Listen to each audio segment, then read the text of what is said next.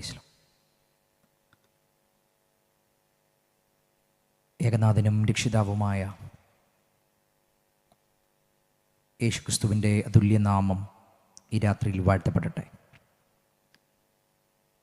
ഈ അനുഗ്രഹിക്കപ്പെട്ട ആത്മീക സംഗമത്തിൻ്റെ രണ്ടാമത്തെ ദിവസം രാത്രിയിൽ നിങ്ങളെ അഭിസംബോധന ചെയ്യുവാൻ കർത്താവ് എനിക്ക് തന്ന ഈ അവസരം ഒരു ഭാഗ്യപദവിയായി കരുതി കർത്താവിനെല്ലാം മഹത്വവും പുകഴ്ചയും സ്തോത്രവും ആരാധനയും അർപ്പിക്കുന്നു.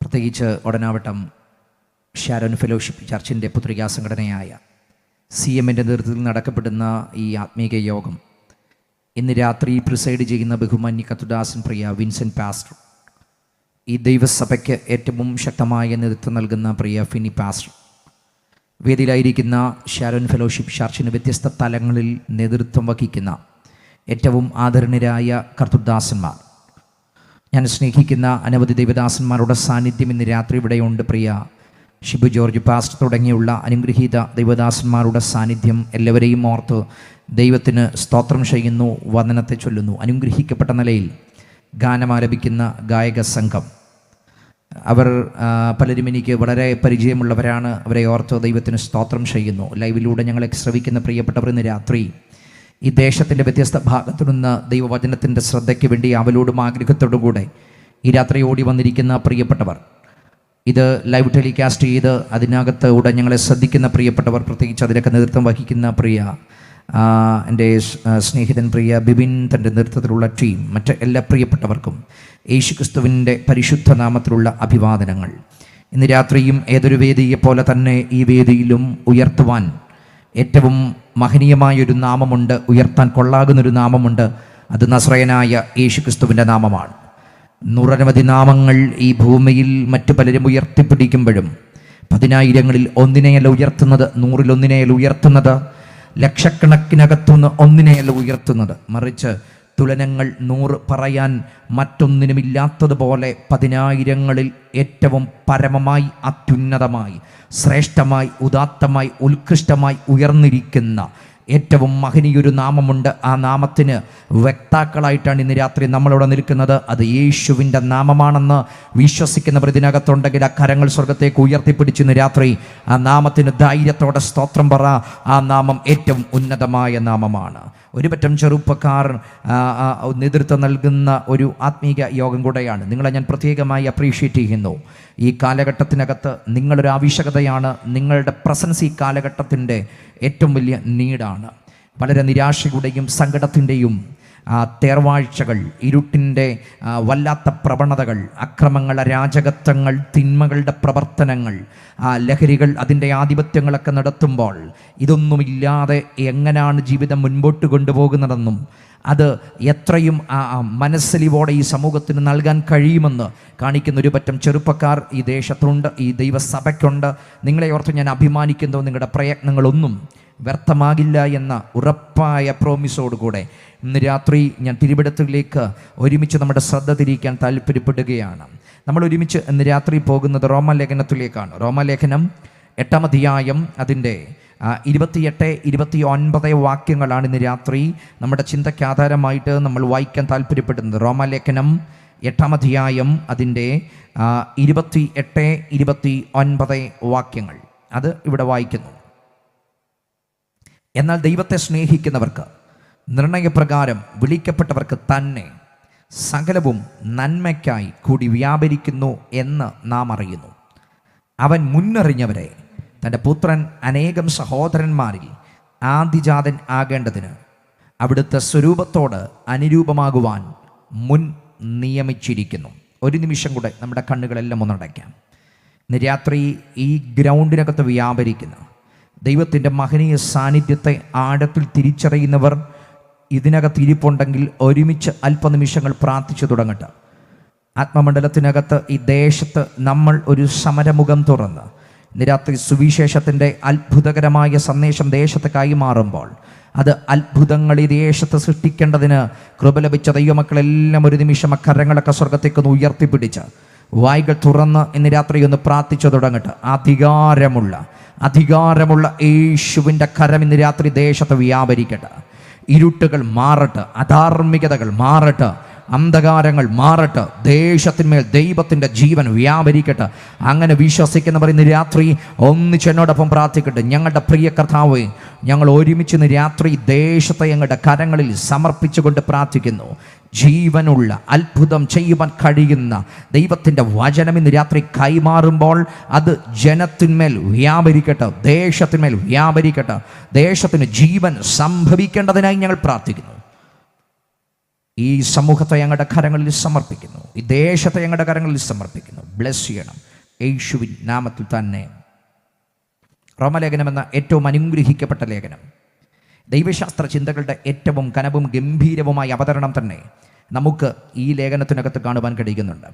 ഇത് തുടങ്ങുന്ന അധ്യായം മുതൽ തീരുന്ന അധ്യായം വരെ നോക്കിയാൽ ഒട്ടനവധി ദൈവശാസ്ത്രത്തിൻ്റെ പ്രമേയങ്ങൾ അടുക്കോടും ചിട്ടയോടുകൂടെ പൗലോസ് അവതരിപ്പിക്കുന്നത് നമുക്ക് കാണുവാൻ കഴിയുന്നുണ്ട്. ദൈവത്തിൻ്റെ നീതി എന്നത് ഒരു പ്രധാന വിഷയമാക്കി എടുത്താൽ ദൈവത്തിൻ്റെ നീതി എങ്ങനെ പാപിയോടുള്ള ബന്ധത്തിൽ, ദൈവത്തിൻ്റെ നീതി എങ്ങനെ സഭയോടുള്ള ബന്ധത്തിൽ, ദൈവനീതി എങ്ങനെ യഹൂദനോടുള്ള ബന്ധത്തിൽ എന്ന് സവിസ്തരമായ ദൈവനീതിയുടെ ഒരു പ്രകടനം തന്നെ നമുക്കിതിനകത്ത് കാണുവാൻ കഴിയുന്നുണ്ട്. ഒട്ടനവധി ദൈവശാസ്ത്ര പദങ്ങൾ കൊണ്ട് റോമലേഖനം ഭയങ്കര സമ്പന്നമാണ്. നീതീകരണം, വിശുദ്ധീകരണം, തേജസ്കരണം, ഏകീകരണം, പുത്രത്വം, ദത്തെടുപ്പ്, ആത്മനിറവിലുള്ള ജീവിതങ്ങൾ, പ്രകൃതിയോടുള്ള ബന്ധത്തിൽ എന്നുവേണ്ട ഒട്ടനവധി കാര്യങ്ങൾ, മുൻ നിയമനങ്ങൾ, മുൻ നിർണയങ്ങൾ, തിരഞ്ഞെടുപ്പ്, ഒട്ടനവധി ദൈവശാസ്ത്ര പദങ്ങളുടെ കലവറകൾ തന്നെയാണ് റോമലേഖനം നമുക്ക് മുമ്പിൽ തുറന്നിടുന്നത്. ആത്മീയമായ ഏതൊരു മനുഷ്യൻ്റെയും അന്തരാത്മാവിനെ സ്പർശിക്കുന്ന ഏറ്റവും ഗൗരവമായ ചിന്തകൾ നമുക്കിതിനകത്തൂടെ മനസ്സിലാക്കുവാൻ കഴിയുന്നുണ്ട്. ഞാൻ നിങ്ങളുടെ മനസ്സുകളെ ഈ 8-ാം അധ്യായത്തിലേക്ക് വേഗത്തിൽ കേന്ദ്രീകരിക്കുവാൻ താല്പര്യപ്പെടുകയാണ്. ഈ 8-ാം അധ്യായത്തിലേക്ക് നമ്മൾ വരണമെങ്കിൽ അതിൻ്റെ തൊട്ട് മുമ്പിലത്തെ അധ്യായം 7-ാം അധ്യായം അവസാനിക്കുന്നത് ഒരു നിലവിളിയും അനന്തരമായിട്ട് അത് നൽകുന്ന ഒരു പ്രത്യാശയും പറഞ്ഞുകൊണ്ടാണ് 7-ാം അധ്യായം അവസാനിക്കുന്നത് തന്നെ. നിലവിളി എന്ന് പറയുന്നത്, അയ്യോ ഞാൻ അരിഷ്ട മനുഷ്യൻ, ഈ മരണത്തിനധീനമായ ശരീരത്തിനകത്തു നിന്ന് എന്നെ ആർ വിടുവിക്കും എന്ന ഒരു ചോദ്യം അവിടെ ഉയരുകയാണ്. അത് ഒരു കാലഘട്ടത്തിൻ്റെ ചോദ്യമാണ്, അത് ഒരു യൂണിവേഴ്സലായിട്ടുള്ള ഒരു ചോദ്യമാണ്. എന്നാൽ അതിൻ്റെ തൊട്ടു താഴെ അതിൻ്റെ ഉത്തരം പറയുന്നുണ്ട്, കർത്താവായ യേശു ക്രിസ്തു മുഖാന്തരം ഞാൻ ദൈവത്തിന് സ്തോത്രം ചെയ്യുന്നു. ഏത് ചോദ്യങ്ങൾക്കും ഉത്തരം ലഭിക്കുന്ന ക്രിസ്തുവിലുള്ള മറുപടിയെ പറഞ്ഞുകൊണ്ടും ഒരു സാധ്യതകൾ മാനവകുലത്തിന് മുൻപിൽ ഇട്ടുകൊണ്ടുമാണ് 7-ാം അധ്യായം അവസാനിക്കുന്നത്. ഈ ചോദ്യങ്ങളുടെ ഒത്തിരി ബാക്ക്ഗ്രൗണ്ടുകളുണ്ട്, ഞാൻ അതിലേക്ക് പിന്നീട് വരാം. എന്നാൽ 8-ാം അധ്യായം തുടങ്ങുന്നത് അതുകൊണ്ട് ഇപ്പോൾ, ഏതുകൊണ്ട് ഈ കർത്താവായ യേശു ക്രിസ്തു മുഖാന്തരം നമുക്ക് ജയം തന്ന ആ ദൈവിക ജയത്തെ പറഞ്ഞിട്ട് പറയുന്നു, അതുകൊണ്ട് ഇപ്പോൾ ക്രിസ്തു യേശുവിലുള്ളവർക്ക് ഒരു ശിക്ഷാവിധിയും. ഇത് തുടങ്ങുന്നത് ഒരു സ്വാതന്ത്ര്യം പറഞ്ഞുകൊണ്ട്. 8-ാം അധ്യായം സ്വാതന്ത്ര്യത്തിൻ്റെ അധ്യായമാണ്. ഒരു പക്ഷേ തിരുവെടുത്തുകളുടെ തന്നെ ആ സവിസ്തരമായ പ്രമേയങ്ങളുടെ നട്ടെല്ലെന്നറിയപ്പെടുന്ന ഒരു അധ്യായമാണ് റോമാലേഖനം 8-ാം അധ്യായം എന്ന് പറയുന്നത്. ഇവിടെ മുതൽ പൗലോസ് സവിസ്തരമായ ഒരു മനസ്സുകൾക്കകത്തേക്ക് തൊട്ട് അതിനെ സ്വാന്തനപ്പെടുത്തുന്ന ഒട്ടനവധി ചിന്തകൾ ഈ 8-ാം അധ്യായത്തിനകത്ത് പങ്കുവെക്കുന്നുണ്ട്. ആ ജീവന്റെ ആത്മാവിൻ്റെ പ്രമാണം, കൃപയുടെ പ്രമാണം, ആത്മാവിൻ്റെ പ്രമാണം, ജഡത്തിൻ്റെ പരിമിതികൾ, ആത്മാവ് നൽകുന്ന വിശാല സാധ്യതകൾ, അങ്ങനെ ഒട്ടനവധി കാര്യങ്ങൾ പങ്കുവെക്കുന്നു. അടുത്തത് ഒരു മനുഷ്യ ജീവിതത്തിൽ നേരിടുന്ന കഷ്ടതകൾ, അതിനോടുള്ള സമീപനങ്ങൾ. അടുത്തത് ഈ പ്രകൃതി എന്തിനു വേണ്ടി കാത്തിരിക്കുന്നു, ആ കാത്തിരിപ്പിനെ പറ്റി, അതിൻ്റെ നടുവിൽ വിശുദ്ധന്മാരുടെ കാത്തിരിപ്പിനെ പറ്റി ഇത് മുഴുവൻ അവിടെ പങ്കുവെക്കുന്നു. ഇതും കഴിഞ്ഞതിന് ശേഷമാണ് നമ്മൾ വായിച്ച ആ 28-ാമത്തെ വാക്യത്തിലേക്ക് വരുന്നത്. ഈ വാക്യം നമുക്കെല്ലാം സുപരിചിതമാണ്. ഒരുപക്ഷേ ഈ ദേശത്തിലെ ഒട്ടനവധി വ്യക്തിത്വങ്ങൾക്ക് ഈ വാക്യം വളരെ സുപരിചിതമാണ്. എന്നാൽ ഈ വാക്യത്തിൽ നിന്നുകൊണ്ട് ദൈവം എൻ്റെ പക്കൽ ഭരമേൽപ്പിച്ച വ്യത്യസ്തമായ ഒരു ചിന്തകളിലേക്ക് നിങ്ങളുടെ മനസ്സുകളെ ഞാൻ കൊണ്ടെത്തിക്കാൻ താല്പര്യപ്പെടുകയാണ്. ഞാൻ ഈ വാക്യവും ഈ അധ്യായവും പഠിച്ചപ്പം എനിക്ക് മനസ്സിലായ ഒരു 5 കൂട്ടം കാര്യങ്ങളുണ്ട്. 5 കൂട്ടം കാര്യങ്ങൾ. 1, പ്രവർത്തിക്കുന്നൊരു ദൈവം. 2, തന്നെ സ്നേഹിക്കുന്നവർക്ക് വേണ്ടി പ്രവർത്തിക്കുന്ന ദൈവം. 3, തന്നെ സ്നേഹിക്കുന്നവർക്ക് വേണ്ടി നന്മയ്ക്കായി പ്രവർത്തിക്കുന്ന ദൈവം. 4, മുന്നറിഞ്ഞവർക്ക് വേണ്ടിയും മുൻ നിയമിച്ചവർക്ക് വേണ്ടിയും പ്രവർത്തിക്കുന്ന ദൈവം. 5-ാമത്തെ കാര്യം, ഏറ്റവും പെർഫെക്റ്റായി തികവുറ്റ നിലയിൽ പ്രവർത്തിക്കുന്ന ഒരു ദൈവം. 5 വിധ കാര്യങ്ങളാണ് എനിക്ക് ഭാഗത്തു നിന്ന് മനസ്സിലായത്. 1, പ്രവർത്തിക്കുന്ന ദൈവം. പ്രവർത്തിക്കുന്ന ദൈവം. ഇന്ന് രാത്രി വാക്കും ഭാഷണവും കൂടാതെ ഈ ചരിത്രം, ഈ പ്രപഞ്ചം, ഇതിൻ്റെ ചുറ്റുപാടുകൾ, ഇവിടെയുള്ള നിർമ്മിക്കപ്പെട്ട സകലതിനെയും നോക്കിക്കഴിഞ്ഞാൽ ഒരു കാര്യം നമുക്ക് വ്യക്തമാണ്, നമ്മുടെ ദൈവം പ്രവർത്തിക്കുന്ന ദൈവമാണ്. പ്രവർത്തിക്കുന്ന ദൈവമാണ്. ദൈവത്തിൻ്റെ സ്വഭാവ ഗുണത്തെ ദൈവമെന്തെന്ന് ആദ്യം പറഞ്ഞുകൊണ്ട് തന്നെ ഞാൻ തുടങ്ങാം. പൗലോസിൻ്റെ പ്രസംഗത്തിനകത്ത്, പ്രത്യേകിച്ച് അഥേന എന്ന് പറയുന്ന പ്രൗഢഗംഭീരമായ പട്ടണത്തിനകത്ത് പൗലോസ് നടത്തിയ ഒരു വിശ്വപ്രസിദ്ധമായൊരു പ്രഭാഷണം. അതിനകത്ത് എപ്പിക്കൂര്യരും സ്റ്റോയിക്കരും എന്ന് പറയുന്ന താത്വിക സമൂഹങ്ങൾ പൗലോസിന് മുമ്പിലുണ്ടായിരുന്നു. എപ്പിക്കൂര്യരും സ്റ്റോയിക്കരും ഒക്കെ പറയുന്നത് തിന്നുക, കുടിക്കുക, നാളെ നീ മരിക്കും, അടിച്ചു പൊളിച്ച് തകർത്ത് തിമിർത്ത് ജീവിക്കുക, ആരോടും കടപ്പാട് വേണ്ട, ഒന്നിനോടും കടപ്പാട് വേണ്ട, യാതൊന്നിനോടും പ്രതിബദ്ധത വേണ്ട, നാളെയെപ്പറ്റി ചിന്തിക്കുക പോലും വേണ്ട. ഈ ഒരു കൊച്ചായിസ് ഇവിടെ തകർത്ത് തിമിർത്ത് നിങ്ങൾ ജീവിക്കുക, നാളെ എന്ത് സംഭവിക്കും നിങ്ങളതിനെപ്പറ്റി ബോധറിയേണ്ട യാതൊരു കാര്യവുമില്ല. ഇന്നത്തെ ലാംഗ്വേജ് ആണെങ്കിൽ ഹൂ കേഴ്സ് എന്നങ്ങ് പറഞ്ഞാൽ മാത്രം മതി, നാളെയെപ്പറ്റി നിങ്ങൾ ചിന്തിക്കേണ്ട യാതൊരു കാര്യവും ഇല്ല. പക്ഷേ ഇങ്ങനെയുള്ള താത്വിക സമൂഹങ്ങളുടെ മുമ്പിൽ നിന്നുകൊണ്ടാണ് ഈ അഥേനയിൽ പൗലോസ് വിശ്വപ്രസിദ്ധമായ പ്രസംഗങ്ങൾ നടത്തുന്നത്. അതിനകത്ത് ആരാണ് ദൈവം, എന്താണ് ദൈവത്തിൻ്റെ സ്വഭാവം എന്നതിന് പൗലോസ് അവിടെ ഒരു വ്യാഖ്യാനം കൊടുക്കുന്നുണ്ട്. ദൈവത്തെ പൗലോസ് അവിടെ പരിചയപ്പെടുത്തുന്നത് ദൈവം എന്നത് സൃഷ്ടിയല്ല, സൃഷ്ടാവാണ്. ദൈവം എന്നത് കീഴാക്കപ്പെട്ടതല്ല, സകലത്തെയും കീഴാക്കിയതാണ്. ദൈവം എന്നത് ആരുടെയെങ്കിലുമൊക്കെ കൈക്കീടിനകത്ത് ഒതുങ്ങിയിരിക്കുന്നതല്ല, സകലത്തെയും തൻ്റെ കൈക്കീടിനകത്ത് ഒതുക്കാൻ അധികാരമുള്ളതാണ്. ദൈവത്തിൻ്റെ സ്വഭാവം എന്താണ്? ആരുടെയെങ്കിലുമൊക്കെ കൈവേലയല്ല ദൈവം, മറിച്ച് ദൈവത്തിൻ്റെ കൈവേലയാണ് ഈ കാണുന്നത് മുഴുവൻ. അതുകൊണ്ട് വിശുദ്ധ വേദപുസ്തകത്തിനകത്ത്, സങ്കീർത്തന പുസ്തകം അതിൻ്റെ 19-ാമത്തെ അധ്യായത്തിനകത്ത് പങ്കുവെക്കുന്ന ഭാഗമുണ്ട്. ആകാശം ദൈവത്തിൻ്റെ മഹത്വത്തെ വർണ്ണിക്കുന്നു, ആകാശവിധാനം അതിൻ്റെ കൈവേലയെ പ്രസിദ്ധമാക്കുന്നു, പകൽ പകലിന് വാക്കുപൊഴിക്കുന്നു, രാത്രി രാത്രിക്ക് അറിവ് കൊടുക്കുന്നു, ഭാഷണമില്ല, വാക്കുകളില്ല, ശബ്ദം കേൾപ്പാനുമില്ല. അപ്പം ആകാശം വർണ്ണിക്കുന്നു, ഭൂമി വർണ്ണിക്കുന്നു, താരജാലങ്ങൾ വർണ്ണിക്കുന്നു, അവിടുന്ന് സൃഷ്ടിച്ച സകലതും ആ ദൈവത്തിൻ്റെ അത്ഭുതമായ അനുഭവങ്ങളെ വർണ്ണിക്കുകയാണ്. അപ്പം അവിടുന്ന് ആരുടെയെങ്കിലുമൊക്കെ കൈവേലയല്ല, അവിടുന്ന് സകലത്തെയും തൻ്റെ കൈവേലയാൽ നിർമ്മിച്ചവനാണ് ദൈവം. അവിടുന്ന് സൃഷ്ടിയല്ല, അവിടുന്ന് സൃഷ്ടാവാണ്. അവിടുന്ന് കീഴാക്കപ്പെട്ടവനല്ല, അവിടുന്ന് സകലത്തെയും കീഴാക്കിയവനാണ്. ഇനിയും അടുത്തത് ദൈവത്തിൻ്റെ സ്വഭാവങ്ങൾ എന്താണ്? അവിടുന്ന് സർവശക്തനാണ്, അവിടുന്ന് സർവജ്ഞാനിയാണ്, അവിടുന്ന് സകലത്തെയും നിയന്ത്രിക്കുന്നവനാണ്, അവിടുന്ന് സർവാധികാരിയാണ്, അവിടുന്ന് പരാപരനാണ്, അവിടുന്ന് സ്വയം സ്ഥിതനാണ്. കാലാവസ്ഥകൾ കൊണ്ടും സാഹചര്യങ്ങൾ കൊണ്ടും അല്ലെങ്കിൽ നിർമ്മിക്കപ്പെട്ട മനുഷ്യൻ്റെ ഏതെങ്കിലുമൊക്കെ പ്രവൃത്തികൾ കൊണ്ടും ഒരു മാറ്റവും വരാത്തതാണെങ്കിൽ അതിന് പറയുന്ന പേരാ ദൈവമെന്നുള്ളത്. എന്ന് പറഞ്ഞാൽ അവിടുന്ന് സർവശക്തനാണ്, സകലത്തിന്മേലും താൻ അധികാരിയാണ്, അവിടുന്ന് സർവജ്ഞാനിയാണ്, അവിടുന്ന് നിത്യനാണ്, ആദ്യന്തമില്ലാത്തവനാണ്. അപ്പം ഈ വിധ കാര്യങ്ങൾ ദൈവത്തിൽ നമുക്ക് കാണുവാൻ കഴിയും. ഇനി ആ ദൈവത്തിൻ്റെ സ്വഭാവതലങ്ങൾക്കകത്തേക്ക് വന്നു കഴിഞ്ഞാൽ അവിടെ നമുക്ക് കാണാൻ കഴിയും ദൈവം ആർദ്രതയുള്ള ദൈവമാ, മനസ്സലിവുള്ള ദൈവമാ, സ്നേഹമുള്ള, കരുണയുള്ള, കൃപയുള്ള, ദീർഘക്ഷമയുള്ള, മഹാദയുള്ള, ആരെയും തൻ്റെ അടുക്കലേക്ക് ക്ഷണിക്കുകയും ആർക്കും ആ നിത്യജീവന്റെ വാതയാനം വിളംബരം ചെയ്യുകയും ചെയ്യുന്ന എല്ലാവരോടും മനസ്സലിവ് കാണിക്കുന്നവനാണ് ദൈവമെന്ന് പറയുന്നത്. അങ്ങനെയെങ്കിൽ ഈ വിധ കാര്യങ്ങൾ മുഴുവൻ നിങ്ങൾക്ക് ഉൾനട്ട ഒന്നിനെ കാണാൻ കഴിയുമെങ്കിൽ അതു മാത്രമാണ് ദൈവം, അതുമാത്രമാണ് ദൈവത്വത്തിൻ്റെ പൂർണ്ണത എന്ന് പറയുന്നത്.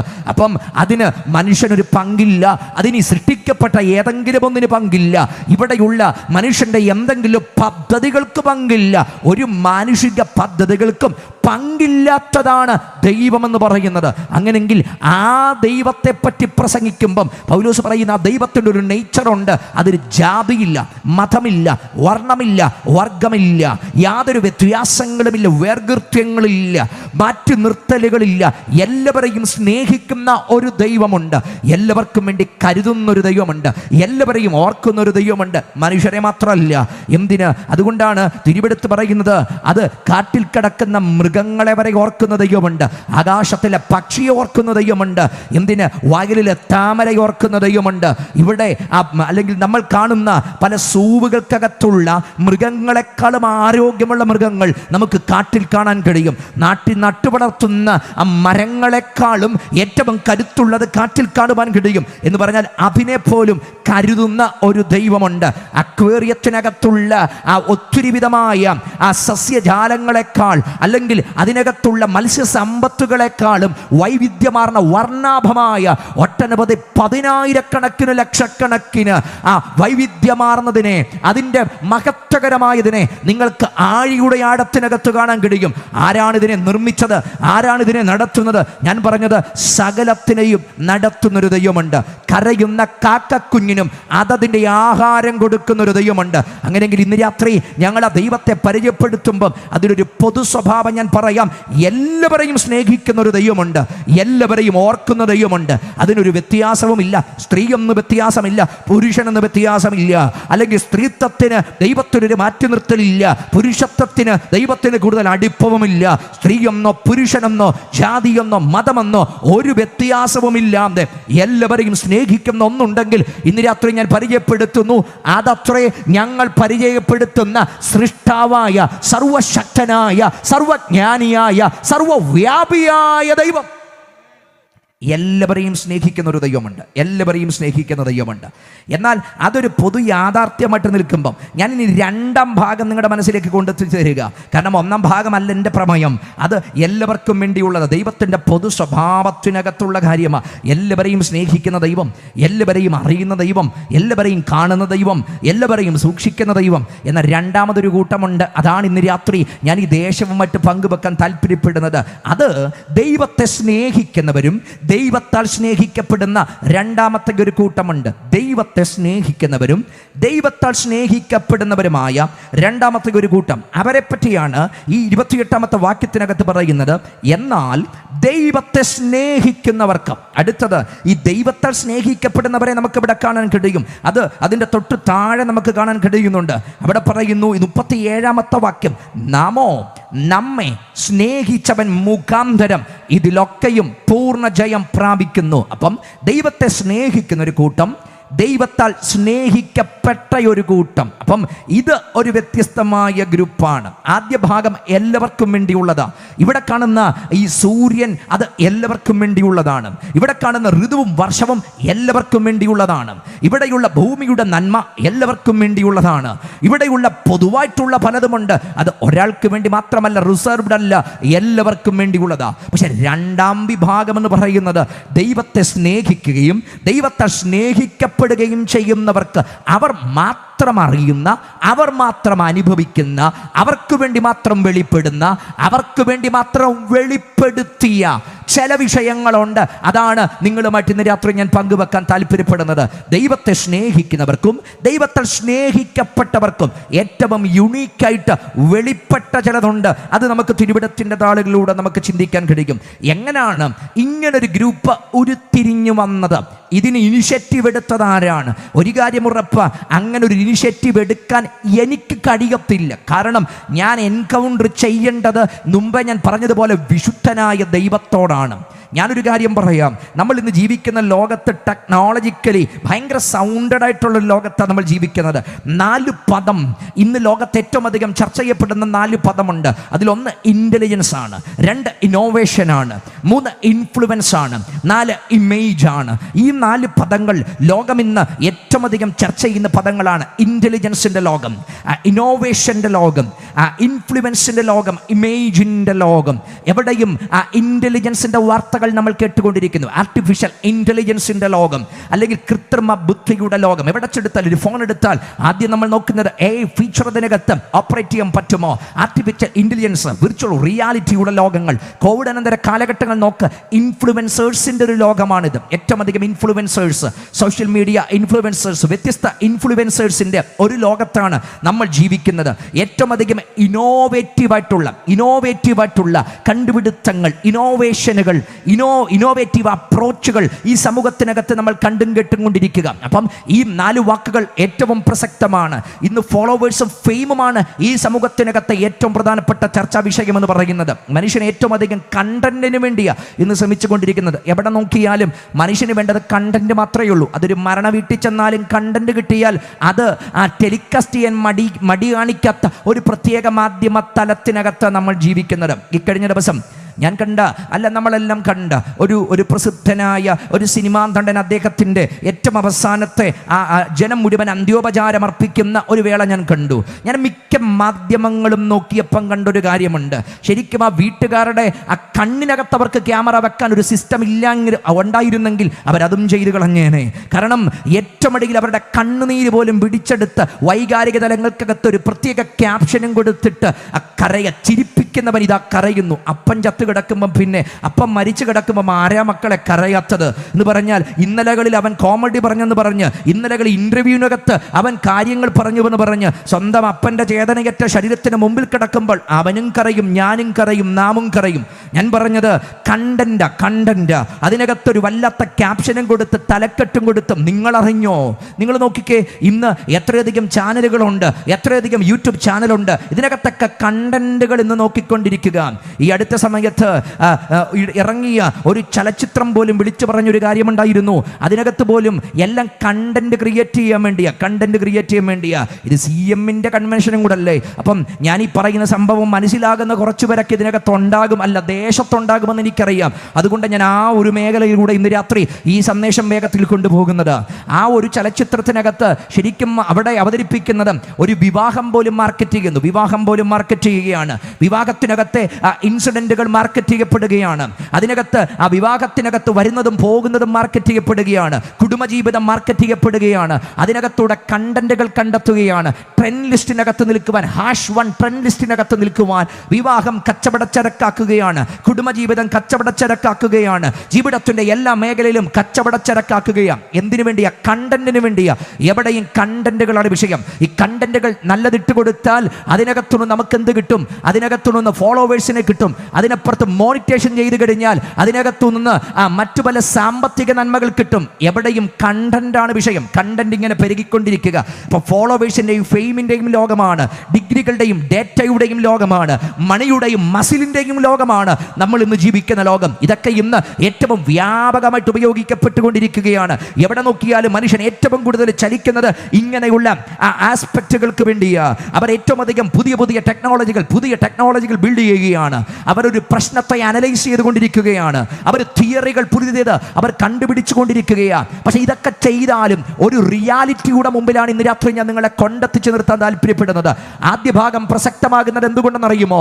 ഈ ദൈവത്തിൻ്റെ സ്നേഹമൊരുവൻ തിരിച്ചറിയുന്നത് പ്രസക്തമാകുന്നത് എത്ര ഇന്നോവേഷൻ സംഭവിച്ചപ്പോഴും, എത്ര ഇൻഫ്ലുവൻസേഴ്സ് പെരുകിയപ്പോഴും, എത്ര ഇന്റലിജൻസുകൾ വർദ്ധിച്ചപ്പോഴും, എത്ര വിധമായ ഇന്നോവേഷനായിട്ടുള്ള കാര്യങ്ങൾ സംഭവിച്ചപ്പോഴും 3 കാര്യത്തിന് മനുഷ്യൻ ഇന്ന് പറയേ അതുകൊണ്ടൊന്നും ഉത്തരം കിട്ടിയില്ല. അതിൽ ഒന്നാമത്തെ കാര്യം, ഹ്യൂമാനിറ്റി സ്റ്റിൽ ബ്രോക്കൺ. മാനവകുലം ഇപ്പോഴും തകർന്നെറിയപ്പെട്ടുകൊണ്ടിരിക്കുക.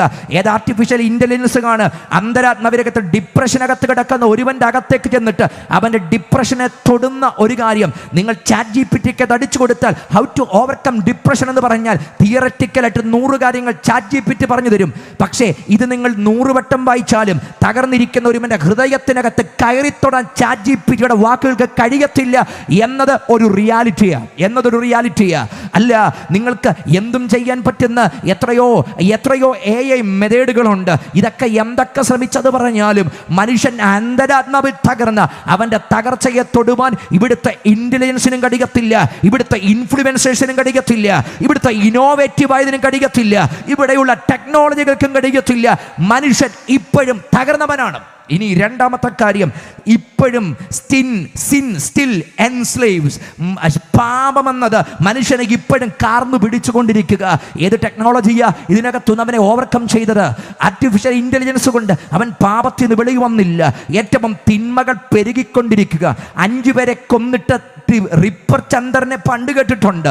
എന്നാൽ റിപ്പറിനേക്കാളും ഭീകരമായിട്ട് 5 പേരുടെ തലയടിച്ച് തകർത്ത് 1.5 മണിക്കൂറിന് ശേഷം പൊറോട്ടയും ചിക്കനും കിട്ടിയില്ലെങ്കിൽ ഞാൻ കഴിക്കത്തില്ലെന്ന് പറഞ്ഞ 23 വയസ്സുകാരൻ്റെ കൂസലില്ലായ്മയ്ക്ക് കേരളം സാക്ഷ്യം വഹിച്ചതല്ലേ? ഒരു വക്കീലല്ലേ അങ്ങ് ആ കായംകുളത്ത് സ്വന്തം അപ്പൻ്റെ മുഖവും ദേഹത്തും നോക്കി 57 വെട്ടുകൾ വെട്ടി അപ്പനെ അറിഞ്ഞം പുറഞ്ഞം വെട്ടിയ ഒരു വക്കീലിൻ്റെ വാർത്ത നമ്മൾ കേട്ടിയതല്ലേ? എന്നാ സംഭവിച്ചത്? ഞാൻ പറഞ്ഞത് പാപം ഇപ്പോഴും പെരുകുകയാ, തിന്മ വർദ്ധിച്ചു കൊണ്ടിരിക്കുക, അരാജകത്വങ്ങൾ സമൂഹത്തിനകത്ത് വർദ്ധിക്കുക. ആർക്കാ പിടിച്ചു നിർത്താൻ പറ്റുന്നത്? ആരെയൊക്കെ നിയന്ത്രിക്കാൻ പറ്റുന്നത്? എല്ലാം നിയന്ത്രണത്തിന് വെളിയില്ല. ഒരു ഘട്ടത്തിനപ്പുറത്ത് ആർക്കും ആരെയും നിയന്ത്രിക്കാൻ പറ്റത്തില്ല. അധ്യാപകർക്ക് കഴിയത്തില്ല, മാതാപിതാക്കൾക്ക് കഴിയത്തില്ല, സമൂഹത്തിന് കഴിയത്തില്ല, രാഷ്ട്രീയത്തിന് കഴിയത്തില്ല, ഒന്നിനും കഴിയത്തില്ല. പാപം ഇവിടെ പിടിമുറുക്കിക്കൊണ്ടിരിക്കുക. തിന്മയുടെ വല്ലാത്ത തേരോട്ടങ്ങൾ ഇവിടെ വർദ്ധിച്ചു കൊണ്ടിരിക്കുക. ഇനി 3ാമത് നോക്കിക്കേ, ഇത്രയും കാര്യങ്ങളൊക്കെ ഉണ്ടായിട്ടും മരണമെന്നത് ഈ സമൂഹത്തിനകത്ത് മാറിയോ? ഇല്ല. ഇപ്പോഴും മരണം ഇവിടെ തുടരുകയാണ്. Death still wins. ഇപ്പോഴും മരണം ഇവിടെ ജയിച്ചു കൊണ്ടിരിക്കുക. ആർക്കായി മരണം ഒഴിവാക്കാൻ പറ്റിയത്? ആർട്ടിഫിഷ്യൽ ഇന്റലിജൻസിന്റെ ആചാര്യനെ നോക്ക്, അവനും മരിക്കും. ഇന്നോവേറ്റീവ് ആയിട്ട് എത്ര കാര്യങ്ങൾ ചെയ്ത് ആ മനുഷ്യനും മരിക്കും. AI എഞ്ചിനീയറും മരിക്കും. ഇവിടെ ഏറ്റവും അധികം ഔന്നത്യത്തിൻ്റെ ടോപ്പിൽ നിൽക്കുന്ന ഒരു മനുഷ്യനും മരിക്കും. ബഹിരാകാശത്ത് കൂട് കെട്ടിയാലും നിന്റെ ആയുസ് തികയുമ്പോൾ നീ മരിക്കും. ഞാൻ പറഞ്ഞത് മരണം ഇപ്പോഴും ഇവിടെ തുടരുക. ഈ ഞാൻ പറഞ്ഞ മുഴുവൻ കാര്യങ്ങളുടെ നടുവിലും ഈ 3 കാര്യം ഇപ്പോഴും പ്രസക്തമാണ്. ഇത് മുഴുവൻ തുടർന്ന് ഇൻ്റലിജൻസിൻ്റെ കാലഘട്ടത്തിലും ഇന്നോവേഷൻ്റെ കാലഘട്ടത്തിലും ഇൻഫ്ലുവൻസിൻ്റെ കാലഘട്ടങ്ങളിലും ഇമേജ് കോൺഷ്യസ് ആയ കാലഘട്ടത്തിലും ഈ 3 കാര്യം ഇപ്പോഴും വ്യക്തമാണ്. മനുഷ്യൻ ഇപ്പോഴും ബ്രോക്കണാണ്. പാപം ഇപ്പോഴും തുടരുകയാണ്. മരണം ഇപ്പോഴും ജയിക്കുകയാണ്. ഇതിൻ്റെ നടുവിലാണ് ഇന്ന് രാത്രി അതിനെ ഓവർകം ചെയ്യുന്ന ഒന്ന് ഞാൻ നിങ്ങൾക്ക് സമൂഹത്തിന് പങ്കുവെക്കാൻ താല്പര്യപ്പെടുന്നത്. അതിൻ്റെ പേരാണ് യേശു ക്രിസ്തുവിലൂടെ എനിക്കും നിങ്ങൾക്കും ഈ ലോകത്തിന് മുഴുവൻ വെളിപ്പെട്ട ഒന്നുണ്ട്. അതിൻ്റെ പേരാണ് റിയൽ ലവ്. അതിൻ്റെ പേരാണ് യഥാർത്ഥ സ്നേഹമെന്ന് പറയുന്നത്. ലോകത്തിൻ്റെ മുഴുവൻ അവസ്ഥകളെയും ബ്രോക്കൺനെസ് മാറിമറിയുന്നത് ആ സ്നേഹത്തിന് മുമ്പിലാണ്. പാപം പരാജയപ്പെടുന്നത് ആ സ്നേഹത്തിന് മുമ്പിലാണ്. എന്തിന്? മരണം തോൽക്കപ്പെടുന്നത് ആ സ്നേഹത്തിന് മുമ്പിൽ. അങ്ങനെയെങ്കിൽ ഈ സ്നേഹത്തിൻ്റെ തുടക്കം എവിടെയാണ്? എന്നെയും നിങ്ങളെയും ഈ മാനവ കുലത്തെ മുഴുവൻ ദൈവം സ്നേഹിച്ച ഒരു ദൈവത്തിൻ്റെ മഹാസ്നേഹത്തിനകത്താണ് ഇതിനകത്ത് മുഴുവൻ ആരംഭം കുറിക്കാനിടയായത്. ഞാൻ ഈ വായിച്ച പദപ്രയോഗത്തിനകത്ത് 1-2 കാര്യങ്ങൾ നിങ്ങളുടെ മനസ്സിലേക്ക് ഞാൻ കൊണ്ടുതരാം. അതിന് 29-ാമത്തെ വാക്യം ഇപ്രകാരം പറയുന്നുണ്ട്, അവൻ മുന്നറിഞ്ഞവരെ. ഇനി 30-ാമത്തെ വാക്യം പറയുന്നു, മുൻ നിയമിച്ചവരെ. 2 പദം, മുന്നറിഞ്ഞവർ, 2 മുൻ നിയമിച്ചവര്. ഈ 2 പദത്തിൻ്റെ അർത്ഥം നമ്മൾ പരസ്പരം അറിയാൻ തുടങ്ങിയിട്ട് കാലങ്ങൾ കുറച്ചേ ആയിട്ടുള്ളൂ. അതിനപ്പുറത്തേക്കുള്ള പരിചയങ്ങളൊന്നുമില്ല. പക്ഷേ ദൈവം മനുഷ്യനെ സ്നേഹിച്ച് അവന് വേണ്ടി ദൈവിക പദ്ധതി ഒരുക്കി വെച്ചത് ഇന്നും ഇന്നലെയുമല്ല. മറിച്ച് ഈ ഭൂമി ഉളവാകുന്നതിന് മുമ്പ് തന്നെ ദൈവത്തിൻ്റെ സ്നേഹം മനുഷ്യർക്ക് വേണ്ടി ഒരുക്കി വെച്ചു. അവന് വേണ്ടി ആ ദൈവപുത്രനെ മാറ്റി നിർത്തുവാനിടയായി. അതുകൊണ്ട് തിരുവിടത്തിൻ്റെ അതൊക്കെ ദൈവശാസ്ത്രപരമായ ലാംഗ്വേജുകളാണ്. ലോകസ്ഥാപനത്തിന് മുമ്പേ അറുക്കപ്പെട്ട കുഞ്ഞാട്. ഒരു പക്ഷേ ഇത് പൊതുവേദിയിൽ പറഞ്ഞാൽ എത്രത്തോളം അതിൻ്റെ ആഴം മനസ്സിലാകില്ല. അതുകൊണ്ട് ഞാൻ ആ ഭാഗത്തേക്ക് പോകുന്നില്ല. പക്ഷെ ഒരു കാര്യം ഉറപ്പ്, ഇന്നും ഇന്നലെയും അല്ല ഈ സ്നേഹം തുടങ്ങിയത്. മറിച്ച് ഈ ലോകത്തിന് അടിസ്ഥാനം ഇടുന്നതിന് മുൻപ് തന്നെ ദൈവത്തിൻ്റെ സ്നേഹം എനിക്കും നിങ്ങൾക്കും ഇന്നിലേക്ക് വേണ്ടി അന്നേ ദൈവം ഒരുക്കി വെച്ചെങ്കിൽ ആ സ്നേഹത്തിൻ്റെ പദ്ധതിയും അതിൻ്റെ ഭാഗവുമാണ് ഇതിനകത്തിരിക്കുന്ന ഞാനും നിങ്ങളും ഈ ദേശം മുഴുവനും എന്ന് പറയുന്നത്. അപ്പം ഞാൻ പറഞ്ഞത്, ഈ മനുഷ്യൻ്റെ എല്ലാ തകർച്ചയുടെയും നടുവിൽ അതിനെ മുഴുവൻ മാറ്റാൻ ആരംഭിക്കപ്പെട്ട ഒരു കാര്യത്തിൻ്റെ പേരാണ് ദൈവസ്നേഹം. ഈ ദൈവസ്നേഹം വെളിപ്പെട്ടത് എവിടെയാ? യേശുക്രിസ്തുവിൻ്റെ ജഡവതാരത്തിലൂടെയാ ഈ ദൈവസ്നേഹം വെളിപ്പെട്ടു വന്നത്. യേശുക്രിസ്തുവിൻ്റെ ജഡവതാരത്തിലൂടെ. ഒരുപക്ഷേ കാൽവരി ക്രൂശിനെ ഏറ്റവും അധികം വർണ്ണിക്കുന്നവരാണ് ഞാൻ നിങ്ങളുമൊക്കെ. പക്ഷേ ഞാൻ കാൽവരി ക്രൂശോളം ഏറ്റവും അധികം വിലമതിക്കുന്നത് കാണുന്ന ഒന്നാണ് യേശുക്രിസ്തുവിൻ്റെ ഇൻകാർണേഷൻ എന്ന് പറയുന്നത്. കാരണം മനുഷ്യൻ എപ്പോഴും, ഞാൻ പറഞ്ഞല്ലോ, അവൻ്റെ ഉള്ളിൽ പാപമുണ്ട്. ഈ പാപവുമായിട്ട് അവൻ ആരുടെ മുമ്പിലാണ് വരുന്നത്? നീതിമാനായ ദൈവത്തിൻ്റെ മുമ്പിലാണ്. നീതിമാനായ ദൈവത്തിന് മുമ്പിൽ ഒരു മനുഷ്യന് വരണമെന്ന് പറഞ്ഞാൽ ദൈവത്തിൻ്റെ വിശുദ്ധിയുടെ മുമ്പിൽ, ദൈവത്തിൻ്റെ നീതിയുടെ മുമ്പിൽ, ദൈവത്തിൻ്റെ പരിശുദ്ധിയുടെ മുമ്പിൽ, ദൈവത്തിൻ്റെ മാറ്റമില്ലായ്മയുടെ മുമ്പിൽ ഈ പാപഭാരവും ഏറിക്കൊണ്ട് മനുഷ്യൻ നിൽക്കാൻ പറ്റുമോ? കഴിയത്തില്ല. അവനൊരിക്കലും ദൈവത്തിൻ്റെ മുമ്പിൽ നിൽക്കാൻ കഴിയത്തില്ല. അങ്ങനെ ആ ദൈവത്തിൻ്റെ മുമ്പിൽ നിൽക്കാൻ കഴിയാത്ത മനുഷ്യനെ ആ ദൈവത്തിൻ്റെ മുമ്പിൽ അവനെ നിർത്തേണ്ടതിന്, അവൻ്റെ പാപത്തെ വഹിക്കാൻ ഈ ഭൂമിയിൽ സാക്ഷാൽ ദൈവമായ ആ ദൈവിക പദ്ധതിയുടെ പൂർത്തീകരണമായിരുന്നു ഞാൻ പ്രസംഗിക്കുന്ന കർത്താവായ യേശു ക്രിസ്തുവിലൂടെ ഇന്നേക്ക് 2000 വർഷം മുൻപേ ഈ ഭൂമിയിൽ വെളിപ്പെട്ടു വന്നത്. ശരിക്കും നമ്മളിവിടെ കസേരകളിൽ ഏറ്റവും മാന്യമായിട്ടാണ് നമ്മൾ ഈ കസേരകളിൽ ഇരിക്കുന്നത്. സാധാരണ മിക്ക കൺവെൻഷനുകളും ഞാൻ പലയിടത്തും പറയാറുണ്ട്, എല്ലാ കൺവെൻഷനുകളും ചെന്ന് കഴിയുമ്പോൾ കേൾക്കുന്ന ഒരു ഭാഗമുണ്ട്, ഈ മുമ്പിലിരിക്കുന്ന കസേരകൾ വെറുതെ ഇടാതെ പുറകെ ഇരിക്കുന്നവരെല്ലാം എന്ത് ചെയ്യണം? പക്ഷേ എല്ലാ കൺവെൻഷനും ഞാൻ കണ്ടൊരു കാര്യമുണ്ട്, എത്രയൊക്കെ പറഞ്ഞാലും മുമ്പിൽ ഒരു 25 കസേര ഒഴിഞ്ഞു കിടക്കും. ഇപ്പോൾ ഇവിടെയും കിടപ്പുണ്ട്. ഇനി ഇവിടെ എത്ര പേരൊക്കെ പറഞ്ഞെന്ന് പറഞ്ഞാൽ എനിക്ക് ഇവിടെ സന്തോഷമുണ്ട്. അവിടെ ഇടയ്ക്ക് ഒരു 3-4 കസേര ഒഴിക്കുക, ബാക്കിയൊക്കെ അവിടെ ഫില്ലായിട്ടിരിക്കുക. സാധാരണ അങ്ങനെയൊന്നും കാണാൻ വഴിയില്ല. നമ്മൾ ഈ മുമ്പിലിരിക്കാൻ ഭയങ്കര മടിയാണ്. പണ്ട് അകത്തുള്ളവർക്ക് വേണ്ടി പറയാം, ഈ പഴയ നിയമ കാലഘട്ടത്തിനകത്തൊക്കെ വിശുദ്ധ സ്ഥലം, അതിവിശുദ്ധ സ്ഥലം, പ്രാകാരം, ഈ 3 തലമുണ്ടല്ലോ. പ്രാകാരം വരെ സാധാരണ ആൾക്കാർക്ക് വരാൻ പറ്റത്തുള്ളൂ. ആ വിശുദ്ധ സ്ഥലത്ത് പുരോഹിതന്മാർക്കേ പറ്റത്തുള്ളൂ. അതിവിശുദ്ധ സ്ഥലത്ത് മഹാപുരോഹിതന് വർഷത്തിൽ ഒരിക്കലേ പറ്റത്തുള്ളൂ.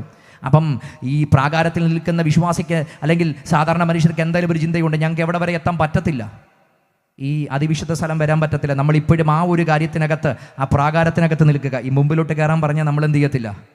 ഒട്ടും മുമ്പിലോട്ട് കയറത്തില്ല. 2-3 പ്രാവശ്യമൊക്കെ പറഞ്ഞു കഴിയുമ്പോൾ മാത്രമേ അല്പം ഒരു 2 കസേര മുമ്പോട്ട് കയറിയിരിക്കത്തുള്ളൂ. പക്ഷേ ഞാനിങ്ങനെ ചിന്തിച്ചു, അങ്ങനെ ഇരിക്കുമ്പോൾ നമ്മളൊന്ന് ചിന്തിക്കണം, എൻ്റെ കർത്താവ് സ്വർഗസിംഹാസനത്തിനകത്ത് ഇരിക്കുമ്പം കർത്താവ് ആ ഒരു ചിന്ത എടുത്തിരുന്നെങ്കിൽ ഇന്ന് രാത്രി ഇവിടെ ഇരിക്കാൻ ഞാനും നിങ്ങളും ബാക്കി കിടക്കത്തില്ല. കാരണം അവിടുന്ന് ആർക്കും നിയന്ത്രിക്കാൻ കഴിയാത്ത, ആർക്കും ഒതുക്കാൻ കഴിയാത്ത, കാലചക്രത്തിന് വഹിക്കാൻ കഴിയാത്ത, കാലത്തെ നിയന്ത്രിക്കുന്ന കാലാതീതനായവൻ, അത്യുന്നതനായ ദൈവം എന്നെയും നിങ്ങളെയും വീണ്ടെടുക്കേണ്ടതിന് ആ സ്വർഗത്തിൻ്റെ മണിമകുടമായവൻ ഈ ഭൂമിയിലേക്ക് ഇറങ്ങി വന്നതുകൊണ്ട് ഇന്ന് രാത്രി അഭിമാനത്തോടെ നമ്മളിവിടെ ഗൗരവത്തോടെ ഇരിക്കുന്നത്. എന്ന് പറഞ്ഞാൽ അവിടുന്ന് ആ സ്വർഗസിംഹാസനത്തിനകത്തുനിന്ന് ഇറങ്ങി വന്ന് പാട്ടുകാർ, എൻ്റെ പ്രിയ സഹോദരങ്ങൾ, അവരൊക്കെ പാടുന്നൊരു പാട്ടുണ്ട്. പട്ടിനുള്ള മൂലവസ്തു സൃഷ്ടി ചെയ്ത ദൈവമേ. പട്ടിനുള്ള മൂലവസ്തു ആരാ സൃഷ്ടി ചെയ്തത്? അവിടുന്ന് സൃഷ്ടി ചെയ്തത്. പട്ടിനുള്ള മൂലവസ്തുവായ പട്ടുനൂൽ പുഴുവിനെ ഇവിടെ സൃഷ്ടിച്ചിട്ട് അതിനകത്തുനിന്ന് ആ നെയ്തെടുക്കുന്ന വില കൂടിയ പട്ടിൻ്റെ വസ്ത്രങ്ങൾ ഈ സമൂഹത്തിനകത്ത് പ്രസക്തമായി. എൻ്റെ കർത്താവ് വന്ന കാലഘട്ടത്തിലും പ്രസക്തമാണ്. പക്ഷെ പട്ടുവസ്ത്രത്തിനകത്ത് പൊതിയപ്പെട്ടല്ല, അവിടുന്ന് ആ കീറ്റുശീലയ്ക്കകത്ത് പൊതിയപ്പെട്ടു. അതും പാട്ടുകാരനാണ് പറഞ്ഞത്. കീറ്റുശീലയിൽ പൊതിഞ്ഞവിടുത്തെ കാലിത്തൊഴുത്തിനകത്ത് കിടത്തി. കീറ്റുശീലയാണെന്നൊന്നും അറിയത്തില്ല, പക്ഷെ ഉദ്ദേശിച്ച ഒരു അർത്ഥം ഞാൻ പറയാം. അതൊരു സാധാരണ ലിനനായിരുന്നു, ഒരു കോമൺ ലിനനായിരുന്നു. ഒരു സാധാരണക്കാരൻ ഉപയോഗിക്കാൻ പറ്റുന്ന സാധാരണ വസ്ത്രം പൊതിഞ്ഞ് എൻ്റെ യേശുവിനെ അവിടെ കിടത്തിയതിനൊരൊറ്റ കാരണമേയുള്ളൂ, സകലത്തിൻ്റെയും കാരണഭൂതനായവൻ അങ്ങനെ താഴ്ച വന്നവിടെയായതിന് ഒറ്റ കാരണമേയുള്ളൂ. നമ്മുടെ കർത്താവായ യേശു ക്രിസ്തു മഹാസമ്പന്നനായിരുന്നിട്ടും അവിടുത്തെ ദാരിദ്ര്യത്താൽ നിങ്ങൾ സമ്പന്നരാകേണ്ടതിന് നിങ്ങൾ നിമിത്തം ദരിദ്രരായിത്തീരുന്ന കൃപ നിങ്ങൾ മറന്നു പോകരുത്. ഇന്ന് രാത്രി ഞാൻ ദേശത്തോട് പങ്കുവെക്കാൻ താല്പര്യപ്പെടുന്നത്, മനുഷ്യനെ രക്ഷിപ്പാൻ, മനുഷ്യൻ്റെ അവസ്ഥയ്ക്കകത്തുനിന്ന് അവനെ പുറപ്പെടുത്തുവാൻ മതങ്ങൾക്കും സാഹചര്യങ്ങൾക്കും സിദ്ധാന്തങ്ങൾക്കും അർപ്പണങ്ങൾക്കും തർപ്പണങ്ങൾക്കും ആചാരങ്ങൾക്കും അനുഷ്ഠാനങ്ങൾക്കും പെരുന്നാളുകൾക്കും പദയാത്രകൾക്കും തീർത്ഥയാത്രകൾക്കും യാഗയോഗ കർമാദികൾക്കും അബദ്ധജടിലമായ ആചാരാനുഷ്ഠാനങ്ങൾക്കും ഒന്നും മനുഷ്യനെ പുറത്തു കൊണ്ടുവരാൻ കഴിയാതിരുന്നപ്പോൾ കാലത്തിൻ്റെ തികവിൽ, കാലത്തിൻ്റെ ചേറ്റുകണ്ടത്തിനകത്ത് വിതയ്ക്കപ്പെട്ട്, കാലത്തിൻ്റെ കനൽ വഴികൾക്കകത്തൂടെ നടക്കപ്പെട്ട് മനുഷ്യന്റെ പാപത്തെ വഹിച്ചുകൊണ്ട് ഇന്നേക്ക് 2000 വർഷങ്ങൾക്ക് മുമ്പ് പാപം അവന് വരുത്തിയ സകല തകർച്ചയും മാറ്റിമറിച്ചുകൊണ്ട് അവന്റെ ജീവിതത്തിൽ പ്രത്യാശ നൽകിയ ഒരേ ഒരുവൻ മാത്രമേ ഉള്ളൂ. ആ വ്യക്തിയെ ഇന്ന് രാത്രി ഞാൻ ഉയർത്തുന്നു. അതത്രേ നാസറയനായ യേശു ക്രിസ്തു. ആ യേശുവിന്റെ രക്തത്താൽ ഇന്ന് രാത്രി വിലയ്ക്ക് വാങ്ങപ്പെട്ടവർ ഇതിനകത്തുണ്ടെങ്കിൽ ഏറ്റവും സന്തോഷത്തോടെ അകം നിറഞ്ഞു ദൈവത്തിന് നന്ദി പറഞ്ഞിട്ട് പറ, ആ വിലയേറിയ രക്തത്തിന്റെ വിലയാണ് ഞാൻ. ഹല്ലേലൂയ. എൻ്റെ പ്രിയരെ, ആ സ്നേഹം നമ്മൾ ആവോളം അനുഭവിച്ചു. ഞാൻ ഈ സ്നേഹത്തെ പങ്കുവെക്കുമ്പോഴൊക്കെ പറയുന്നൊരു ഭാഗമുണ്ട്. ആ സ്നേഹം ഏറ്റവും അധികം നിങ്ങൾക്ക് കാണണം അവിടുത്തെ പ്രായശ്ചിത്ത മരണം. നിങ്ങൾ നോക്കിയാൽ മതി, പ്രായശ്ചിത്ത മരണം. ആ മരണത്തെ ഈ റോമാലേഖനം തന്നെ പറയുന്ന ഒരു കാര്യമുണ്ട്. പ്രായശ്ചിത്തമായി യേശുവിനെ പരസ്യമായിട്ട് നിർത്തിയിരിക്കുന്നു. ഒരു പദം 3-ാം അധ്യായം പറയുന്നൊരു പദമാണ് പ്രായശ്ചിത്തമായിട്ട് യേശുവിനെ പരസ്യമായിട്ട് നിർത്തിയിരിക്കുകയാണ്. നിങ്ങളെ പ്രായശ്ചിത്ത മരണം, റാൻസം എന്ന ആ ഒരു വാക്കിനെ, അല്ലെങ്കിൽ പ്രൊപ്രീറ്ററി ഡെത്ത് ഓഫ് ജീസസ്, യേശുവിൻ്റെ പകരം മരണം, പ്രായശ്ചിത്ത മരണം, ഈ ഒരു പദത്തെ നിങ്ങളൊന്ന് നോക്കിയാൽ ശരിക്കും അതിൻ്റെ അർത്ഥം ഭയങ്കരമാണ്. കാരണം പകരമായിട്ട് ഒരുവനെ നിർത്തിയിരിക്കുകയാണ്. ഒരു സംഭവം എൻ്റെ മനസ്സിലൂടെ വരുന്നതുണ്ട്. അത് ഇന്നേക്ക് ചില വർഷങ്ങൾക്ക് പുറകിൽ അമേരിക്കയിലെ ഒരു പട്ടണത്തിനകത്ത്, ഒരു പർട്ടിക്കുലർ സ്റ്റേറ്റിനകത്ത്, അവിടെ ഈ ട്രാഫിക് ലംഘനം നടത്തുന്ന ഒരു വ്യക്തിക്ക് കൊടുക്കുന്ന ഒരു ശിക്ഷയുണ്ട്. സാധാരണ അനുവദനീയമായ കൂടുതൽ സ്പീഡിൽ ഓടിക്കഴിഞ്ഞാൽ ലൈവായിട്ട് അവിടെ നിൽക്കുകയാണെങ്കിൽ പോലീസ് ലൈവായിട്ട് ടിക്കറ്റ് അവർക്ക് കൊടുക്കും. എന്നാൽ ഈ 2 സ്റ്റേറ്റുകൾക്കകത്തൊരു പ്രത്യേക നിയമമുണ്ട്. അത് ചില വർഷങ്ങൾക്ക് പുറകിൽ അവിടെയുള്ള മീഡിയകൾ പോലും റിപ്പോർട്ട് ചെയ്യപ്പെട്ടൊരു വാർത്തയാണിത്. അവിടെ ഇങ്ങനെ പിടിക്കപ്പെടുന്ന ഒരു വ്യക്തിയെ നേരെ കോടതി മുറിക്കകത്തൊക്കെ കൊണ്ടുവരുന്നത്. കോടതി മുറിക്കകത്ത് കൊണ്ടുവരിക മാത്രമല്ല, ആ കോടതി മുറിയിൽ അത് വിചാരണ ചെയ്യപ്പെടും. വിചാരണ ചെയ്യപ്പെട്ടത് തെളിയപ്പെടുകയാണെങ്കിൽ ആ ശിക്ഷ ഏറ്റവും ലൈവായിട്ട് കൊടുക്കും. അതല്ലെങ്കിൽ അവരെ തടവിന് വിടും. ഒന്നെങ്കിൽ ഫൈൻ കൊടുക്കും, അല്ലെങ്കിൽ തടവിന് വിടും. ഇതായിരുന്നു ശിക്ഷ കൊടുക്കുന്നത്. അങ്ങനെ ഒരു 18-19 വയസ്സ് പ്രായമുള്ളൊരു പെൺകുട്ടി ഭയങ്കര അലക്ഷ്യമായ രീതിയിൽ അവൾ വണ്ടി ഓടിച്ചുകൊണ്ട് അനുവദീയ സ്പീഡിനേക്കാൾ ഏതാണ്ട് ഒരു 10-25 മൈലുകൾ വേഗത്തിൽ അവൾ വണ്ടി ഓടിച്ചുകൊണ്ട് വരുന്നു. അവൾ ആ പോലീസിൻ്റെ പിടിയിലായി. അവളെ കോടതിയുടെ മുമ്പിലേക്ക് കൊണ്ടുവന്നു. കോടതി അത് വിചാരണ ചെയ്യപ്പെട്ടു. വിചാരണ ചെയ്യപ്പെട്ടപ്പോൾ ഈ പെൺകുട്ടി തന്നെ സംഭവിച്ചു, ഞാൻ അങ്ങനെ തന്നെയാണ് വണ്ടി ഓടിച്ചത്. അവിടെ കോടതിയുടെ മുമ്പിൽ അവിടെ കുറ്റം തെളിയപ്പെട്ടു. കോടതി ആ കുറേ വർഷങ്ങൾക്ക് മുമ്പ് അവൾക്ക് കൊടുത്തൊരു ശിക്ഷയുണ്ട്. ഒന്നെങ്കിൽ $100 നീ പിഴയടയ്ക്കണം. $100 പിഴ. അത് ഇപ്പോൾ നിനക്ക് അടയ്ക്കാനില്ലെങ്കിൽ അടുത്ത 24 മണിക്കൂർ നീ തടവിനകത്ത് കിടക്കണം. ഒന്നെങ്കിൽ $100 പിഴ, അല്ലെങ്കിൽ 24 മണിക്കൂർ തടവ്. ഇത് അവൾക്കുള്ള ശിക്ഷയാണ്. പക്ഷേ ആ പെൺകുട്ടിയുടെ മാനസിക നില ആ നിമിഷം അവൾക്ക് ആ $100 പേ ചെയ്യാൻ കഴിയുന്നൊരു നിലയിലായിരുന്നില്ല. അവരുടെ പക്കൽ അതിനുള്ള യാതൊരു റിസോഴ്സുകളും ആ നിമിഷം അവിടെ പക്കലില്ല. എന്ന് പറഞ്ഞാൽ അവിടെ മുമ്പിൽ ഇനി ബാക്കിയുള്ളത് 24 മണിക്കൂർ തടവ് അവിടെ മുമ്പിൽ നിൽക്കുകയാണ്. ആ കോടതി മുറിയിൽ നിസ്സഹായായി നിന്ന പെൺകുട്ടിയെ ആ തടവിലേക്ക് കൊണ്ടുപോകുവാൻ അവളെ പിടിച്ചു കൊണ്ടുപോകുന്ന സമയത്ത് ആ കോടതിയെ അമ്പരപ്പിച്ചൊരു സംഭവം ഇവിടെ നടന്നു. ആ കോടതിയിൽ അവൾക്ക് ശിക്ഷ വിധിച്ച ന്യായാധിപൻ തൻ്റെ ഔദ്യോഗിക വസ്ത്രം അവിടെ ഊരി വെച്ചിട്ട് ഈ മനുഷ്യൻ താഴേക്കിറങ്ങി ചെന്നു. ആ പെൺകുട്ടിയുടെ അടുക്കലേക്ക് ഓടിച്ചെന്ന് അവളെ ഒന്ന് ഹഗ് ചെയ്തു. ഈ മനുഷ്യനെ കണ്ടതും ആ പെൺകുട്ടി ആ മനുഷ്യൻ്റെ കൈ ആ മനുഷ്യൻ്റെ തോളിലേക്ക് ചാഞ്ഞ് അദ്ദേഹത്തെ ആ ചുംബനം കൊണ്ട് മൂടി. ഇവർ രണ്ടുപേരും അവിടെ നിന്നുകൊണ്ട് ഒന്ന് കരഞ്ഞു. എന്നിട്ട് ഈ മനുഷ്യൻ ആ പെൺകുട്ടിയുമായിട്ട് ആ ഫൈൻ അടയ്ക്കുന്ന കൗണ്ടറിൽ ചെന്ന് ഇവൾക്ക് വേണ്ടി $100 ഫൈൻ അടച്ചു. സംഭവിച്ചൊരു കാര്യം അവളോട് പറഞ്ഞു, ഇനിയും നീ ഒരിക്കലും ഇതിൻ്റെ ശിക്ഷ അനുഭവിക്കേണ്ടി വരത്തില്ല, ഇപ്പോൾ മുതൽ നിനക്ക് പുറത്തു പോകാം. കോടതിക്ക് എന്ത് സംഭവിക്കുന്നുവെന്ന് പലർക്കും അത് മനസ്സിലായില്ല. കാരണം ഇതിനു മുൻപും ഇതേ തെറ്റുകൾ ചെയ്തു വന്ന പലരെയും $100 പിഴവരച്ചതാണ്. അവർക്ക് കൊടുക്കാൻ പറ്റുന്നില്ലെങ്കിൽ അവരെ അവിടെ ശിക്ഷയ്ക്ക് വേണ്ടി അവരെ ജയിലിലേക്ക് കൊണ്ടുപോയതാണ്. പക്ഷേ എന്തുകൊണ്ട് ഈ പെൺകുട്ടിയുടെ കേസിൽ മാത്രം ഈ മനുഷ്യൻ ഇങ്ങനെ ചെയ്തു? അപ്പോഴാ കോടതിക്ക് മനസ്സിലായത്, അവിടെയുള്ള ജനത്തിന് മനസ്സിലായത്, ഇന്നേക്കും 4 മാസങ്ങൾക്ക് പുറകിൽ അപ്പനോടുള്ള അഭിപ്രായ വ്യത്യാസത്തിന്റെ പേരിൽ വീട് വിട്ടിറങ്ങിപ്പോയ ഈ കോടതിയിലെ ജഡ്ജിന്റെ ഏക മകളാണ് ഈ മുമ്പിൽ നിൽക്കുന്നത്. അപ്പനോടുള്ള അഭിപ്രായ വ്യത്യാസത്തിന്റെ പേരിൽ 4 മാസങ്ങൾക്ക് പുറകിൽ വീട് വിട്ടിറങ്ങിപ്പോയവളാണ്. തന്നിഷ്ടത്തിന് 4 മാസങ്ങൾ ജീവിച്ചവളാണ്. എവിടെയോ ജീവിതം അവൾക്ക് മുമ്പിൽ താറുമാറായി പോയി. അലക്ഷ്യമായ ജീവിതം അവൾ നയിക്കുകയാണ്. എല്ലാം തകരപ്പെട്ട് അപ്പന്റെ കോടതിയുടെ മുമ്പിൽ തന്നെ അവൾ വന്നു വീണു. അപ്പോൾ ചോദിക്കും, ലൂപ്പ് ഹോളുകൾ കണ്ടെത്തിയ അപ്പന് ആ പെൺകുട്ടിയെ വെറുതെ വിട്ടുകൂടായിരുന്നോ? കഴിയും, കോടതിക്കല്ലേ. ആ മനുഷ്യൻ എന്തെങ്കിലുമൊക്കെ ലൂപ്പ് ഹോളുകൾ കണ്ടെത്തി ആ പെൺകുട്ടിയെ രക്ഷിക്കാൻ കഴിയും. പക്ഷെ സ്വന്തം മോളാണെങ്കിലും ശരി, ചെയ്തത് കുറ്റമായതുകൊണ്ട് ചെയ്ത കുറ്റത്തിന് ശിക്ഷയുണ്ട്. തെറ്റ് തന്നെയാണ്. അത് മകൾ ചെയ്താലും അടുത്ത വീട്ടിലെ മകൾ ചെയ്താലും കുറ്റം തന്നെയാണ്. തെറ്റ് തന്നെയാണ്. തെറ്റിന് ശിക്ഷയുണ്ട്.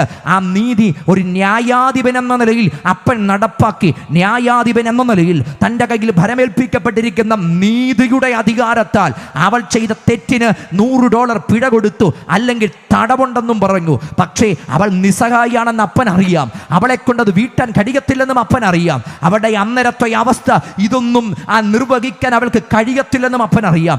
അതുകൊണ്ട് ആ നീതി നടപ്പാക്കുമ്പോൾ ന്യായാധിപനായ അപ്പൻ ഒരു നിമിഷം ന്യായാധിപന്റെ ഔദ്യോഗിക വസ്ത്രം മാറ്റിവെച്ചിട്ട് ഔദ്യോഗിക വസ്ത്രത്തിനപ്പുറത്തേക്ക് താഴേക്ക് ഇറങ്ങിച്ചെന്നിട്ട് അവളെ ഒന്ന് കെട്ടിപ്പിടിച്ചിട്ട് പറഞ്ഞു, നീ ചെയ്തത് തെറ്റാണ്, നിനക്കുള്ള ശിക്ഷ ഞാൻ വിധിച്ചിട്ടുമുണ്ട്. പക്ഷേ നിന്റെ കേസിൽ മറ്റുള്ളവരുടെ കേസിനേക്കാൾ ഒരു വ്യത്യാസമുണ്ട്.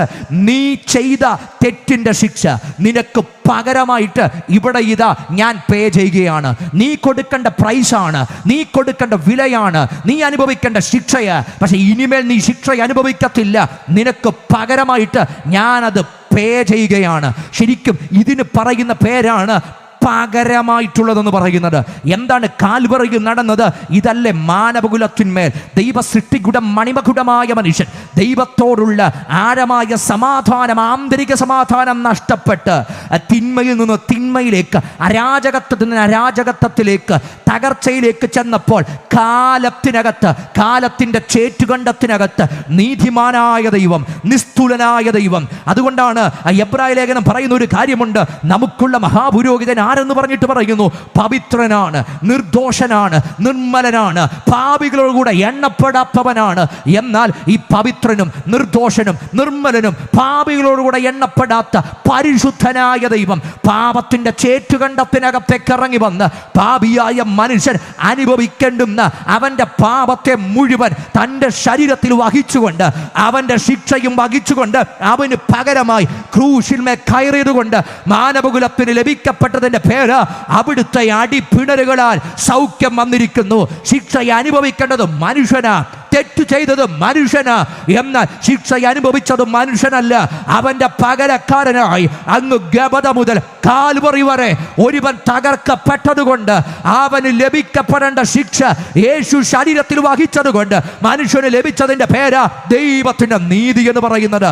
ഇന്ന് രാത്രി നമ്മൾ അധ്വാനിച്ചെടുത്ത നീതിയല്ല, മറിച്ച് നമ്മുടെ പാപത്തെ വഹിച്ചുകൊണ്ട് അവിടുന്ന് ക്രൂശിന്മേൽ കയറിയപ്പോൾ അവിടുത്തെ അടിപ്പിണരുകളാൽ ലഭിക്കപ്പെട്ട ദൈവനീതിയാണെന്ന് ഇന്ന് രാത്രി ഉറപ്പുള്ളവർ ഇതിനകത്തുണ്ടെങ്കിൽ, ആ ദൈവനീതി അനുഭവിച്ചിട്ടുള്ളവർ ഈ ഗ്രൗണ്ടിനകത്തുണ്ടെങ്കിൽ ധൈര്യത്തോടെ ദൈവത്തിന് നന്ദി പറഞ്ഞിട്ട് പറ, കൃപയാൽ എനിക്ക് നീതി ലഭിച്ചു.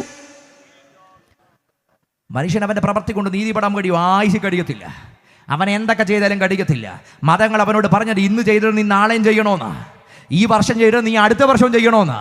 പക്ഷെ യേശു ക്രിസ്തു പറഞ്ഞത് ഇന്ന് നീ ചെയ്തത് നീ നാളെ ചെയ്യണ്ട, ഇനി നീ എന്തൊക്കെ ചെയ്യാനിരിക്കുന്നോ അത് മുഴുവൻ നിനക്ക് പകരമായിട്ട് ഞാൻ എൻ്റെ ശരീരത്തിൽ വഹിക്കുകയാണ്.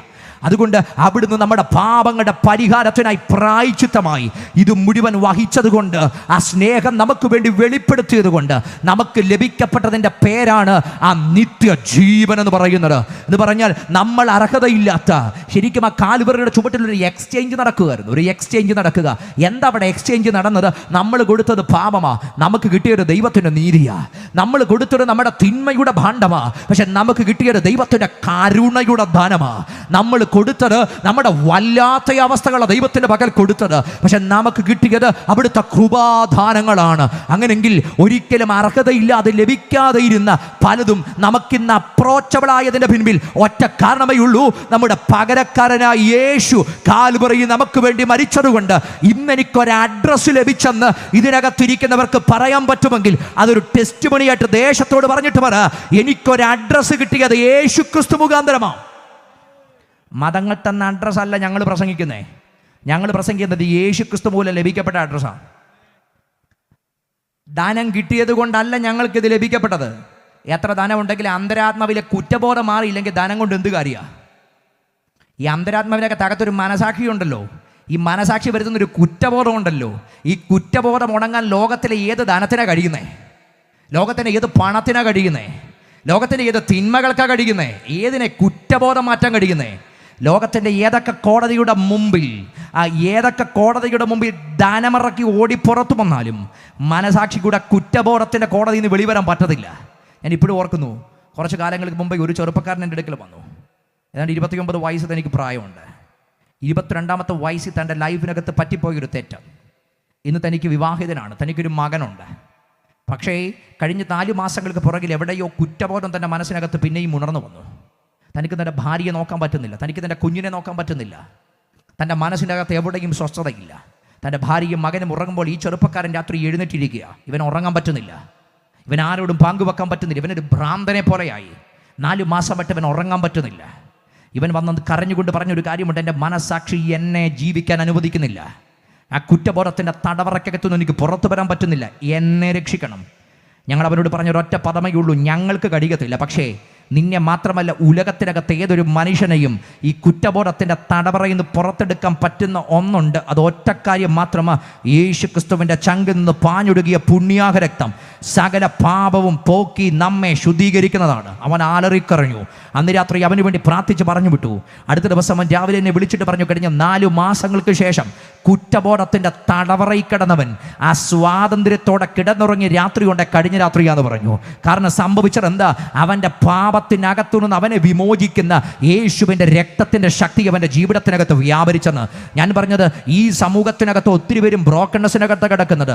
ധനമുണ്ട്, മണിമന്ദിരത്തിനകത്ത് പാർക്കുന്ന പലർക്കും ജീവിതത്തിൽ സ്വസ്ഥതയില്ല. അന്തരാത്മാവിൽ ഏറ്റവും ഔന്നത്യത്തോടെ നിൽക്കുന്ന പലരും ശാന്തതയില്ലാതെ ജീവിക്കുക, സ്വസ്ഥതയില്ല, ഡിപ്രഷനകത്താണ് ജീവിക്കുന്നത്. ഈ അടുത്ത സമയങ്ങളിൽ ഞാൻ ഈ ഡിപ്രഷനും ആന്തരിക തകർച്ച എന്ന വിഷയത്തെപ്പറ്റി നോക്കിയപ്പം ഈ അടുത്ത കാലത്ത് ഒരു കുറച്ച് ചെറുപ്പക്കാരുമായിട്ട് ബന്ധപ്പെട്ടൊരു സമയം എനിക്ക് ലഭിച്ചു. അതിനുശേഷം കുറേ പേര് പ്രാർത്ഥിക്കാൻ വേണ്ടി മുമ്പോട്ട് വന്നു. 13ഉം 12ഉം വയസ്സുള്ള 2 കുഞ്ഞുങ്ങളെ ഞാൻ അതിനകത്ത് കണ്ടു. അതിൽ 13 വയസ്സുള്ള ആൾ എന്നോട് പറഞ്ഞൊരു പദമുണ്ട്, കഴിഞ്ഞ 3 വർഷമായിട്ട് ഞാൻ ഡിപ്രഷനകത്താണ്. 13 വയസ്സുള്ള ആൾ 3 വർഷമായിട്ട് ഞാൻ ഡിപ്രഷനകത്താണ്. എന്നിട്ട് പറഞ്ഞൊരു 3-4 പ്രാവശ്യം സൂയിസൈഡിന് അറ്റംപ്റ്റ് ചെയ്തു. 3-4 പ്രാവശ്യം സൂയിസൈഡിന് അറ്റംപ്റ്റ് ചെയ്തു. വയസ്സ് 13. ഞാൻ പറഞ്ഞത് തകർച്ച അതിൻ്റെ ഏറ്റവും ആഴത്തിലെത്തി നിൽക്കുന്ന സമയമാണ്. തകർച്ച അതിൻ്റെ ഏറ്റവും ആഴത്തിലെത്തി നിൽക്കുക. അടുത്തൊരു 12 വയസ്സുള്ള കൊച്ചിനെയും കൊണ്ട് അതിനെ അപ്പനും അമ്മയുമാണ് വന്നത്. അതിനെപ്പറ്റി പറഞ്ഞൊരു കാര്യമുണ്ട്, ഈ കുഞ്ഞ് പഠിക്കാൻ ഭയങ്കര മിടുക്കുക. പക്ഷെ പെട്ടെന്ന് ഒരു ദിവസം എന്തൊക്കെയോ ഒരു മാറ്റം സംഭവിച്ചു. അതിൻ്റെ ലൈഫ് ഭയങ്കരമായിട്ട് തിരിഞ്ഞു പോയി. ഇത് ആത്മഹത്യ ചെയ്യാൻ ശ്രമിക്കുന്നതിൻ്റെ റൈറ്റ് ടൈമിൽ അതിൻ്റെ അപ്പൻ എങ്ങനെയോ കണ്ടതുകൊണ്ട് ആ കുഞ്ഞ് സർവൈവായി. അന്ന് എനിക്കൊരു മനസ്സിലായി, ബ്രോക്കൺനെസ് അതിൻ്റെ ആഴത്തിൽ ഇറങ്ങിക്കിടക്കുന്ന ഒരു വല്ലാത്ത കാലത്താണ് നമ്മൾ ജീവിക്കുന്നത്. തകർച്ച അതിൻ്റെ ആഴത്തെ തലത്തിലൊക്കെ കുറ്റബോധത്തിനകത്ത് പലരും ജീവിക്കുന്നത്. കുറ്റബോധത്തിനകത്ത് അവർക്ക് ആ തടവറയിൽ നിന്ന് പുറത്തു പറ്റാൻ പറ്റുന്നില്ല. കുടുംബം തകർന്നവർ പലരും, ജീവിതം തകർന്നവർ പലരും. ഈ മുറിവുകൾ ഉണങ്ങാത്തവർ പലരും, വല്ലാത്ത മുറിവുകളോടെ ജീവിക്കുന്നവർ പലരും.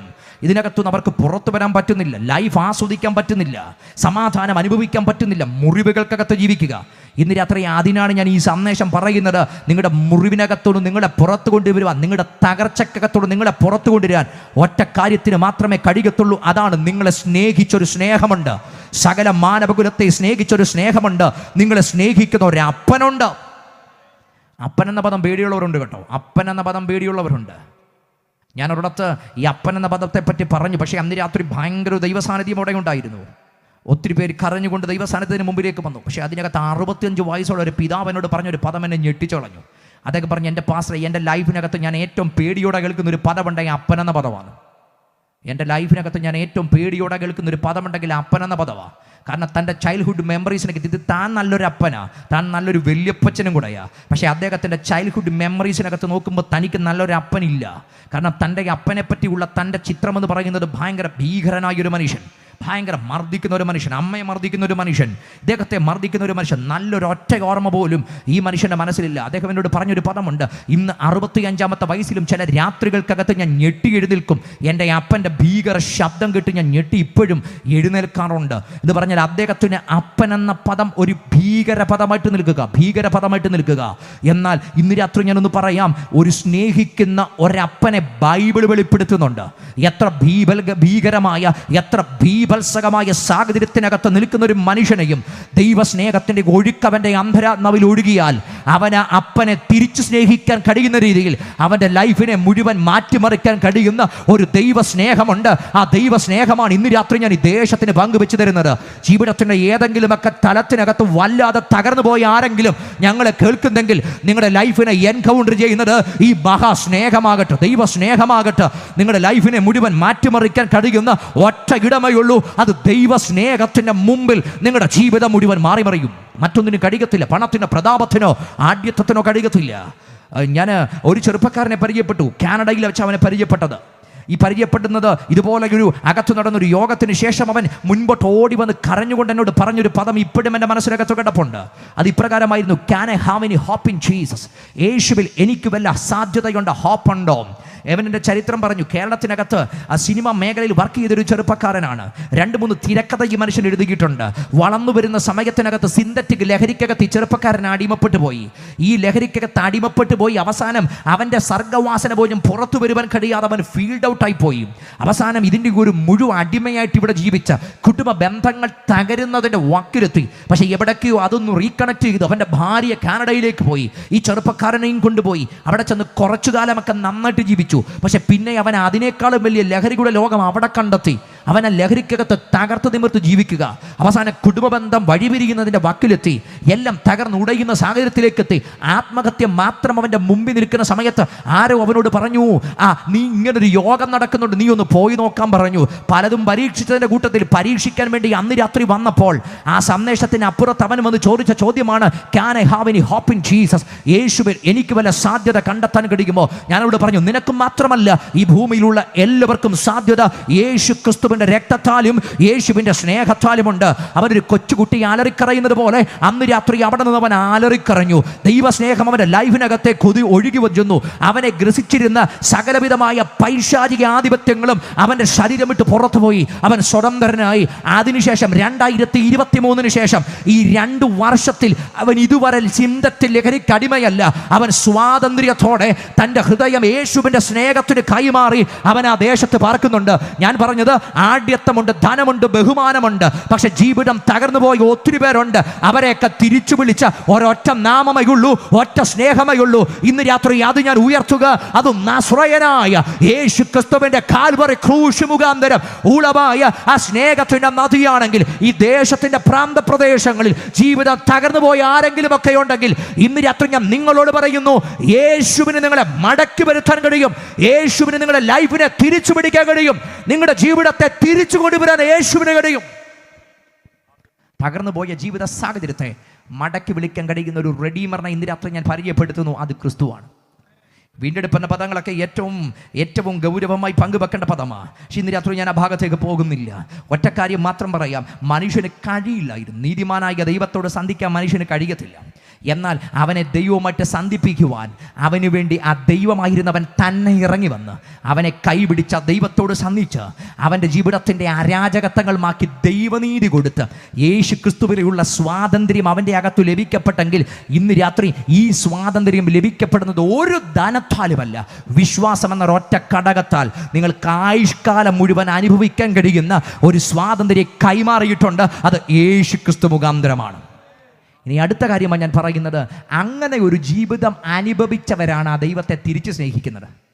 ഞങ്ങളോട് ചോദിക്കണം, ഞങ്ങൾ എന്താ ഈ കർത്താവിനെ പ്രസംഗിക്കുന്നത്? എന്തുകൊണ്ടാണ് ഞങ്ങൾ ഈ ക്രിസ്തുവിനെ നിൽക്കുന്നത്? പലരും പറയാറുണ്ട് വൈദേശിക നന്മയാണ് ഞങ്ങളെ പിടിച്ചു നിർത്തുന്നതെന്ന്. എൻ്റെ പ്രിയരെ, പട്ടിണി കിടക്കേണ്ടി വന്നാലും ഈ പ്രാന്തപ്രദേശങ്ങൾക്ക് കത്തിപ്പിടിച്ചിരിക്കുന്ന പിതാക്കന്മാരുടെ പൂർവ്വ പിതാക്കന്മാരുടെ ചരിത്രം എടുത്തൊന്ന് പഠിക്കണം. പട്ടിണി കിടന്നപ്പോഴും അവർ പറഞ്ഞു, കൊന്നാലും ഞങ്ങൾ ക്രിസ്തുവിനെ വിട്ട് പോകത്തില്ല.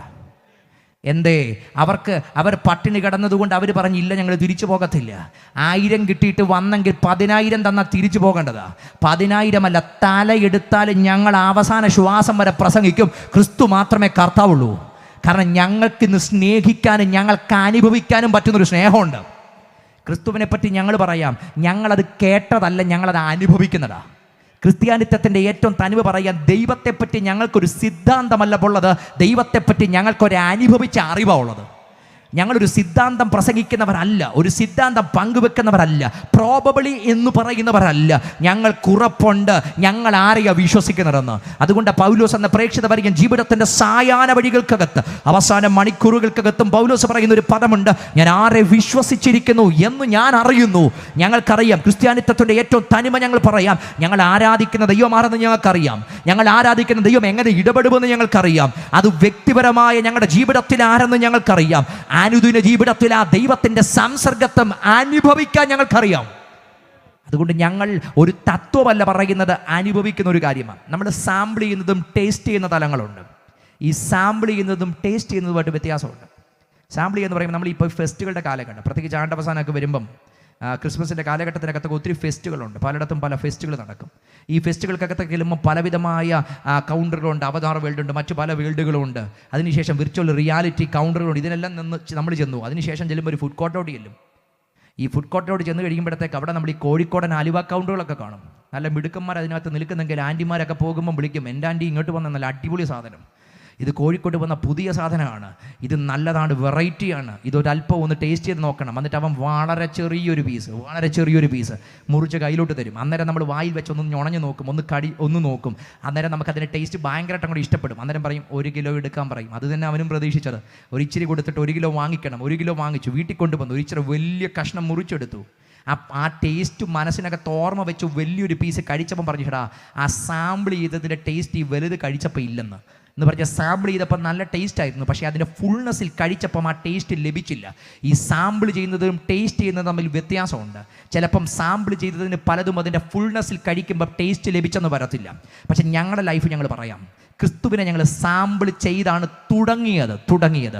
ഒരുപക്ഷെ ഇങ്ങനെയൊക്കെയുള്ള യോഗത്തിനകത്ത്, അല്ലെങ്കിൽ ഏതെങ്കിലും ഒരു 4 കവലകളിൽ 3 കവലകളിൽ, അല്ലെങ്കിൽ ടെലിവിഷൻ മാധ്യമങ്ങളിലൂടെ മറ്റു പല ഇടങ്ങളിലൂടെ ഒക്കെ ഞങ്ങൾ കേട്ടായിരുന്നു ഞങ്ങളെ തൊടുന്നൊരു ക്രിസ്തു ഉണ്ടെന്ന്.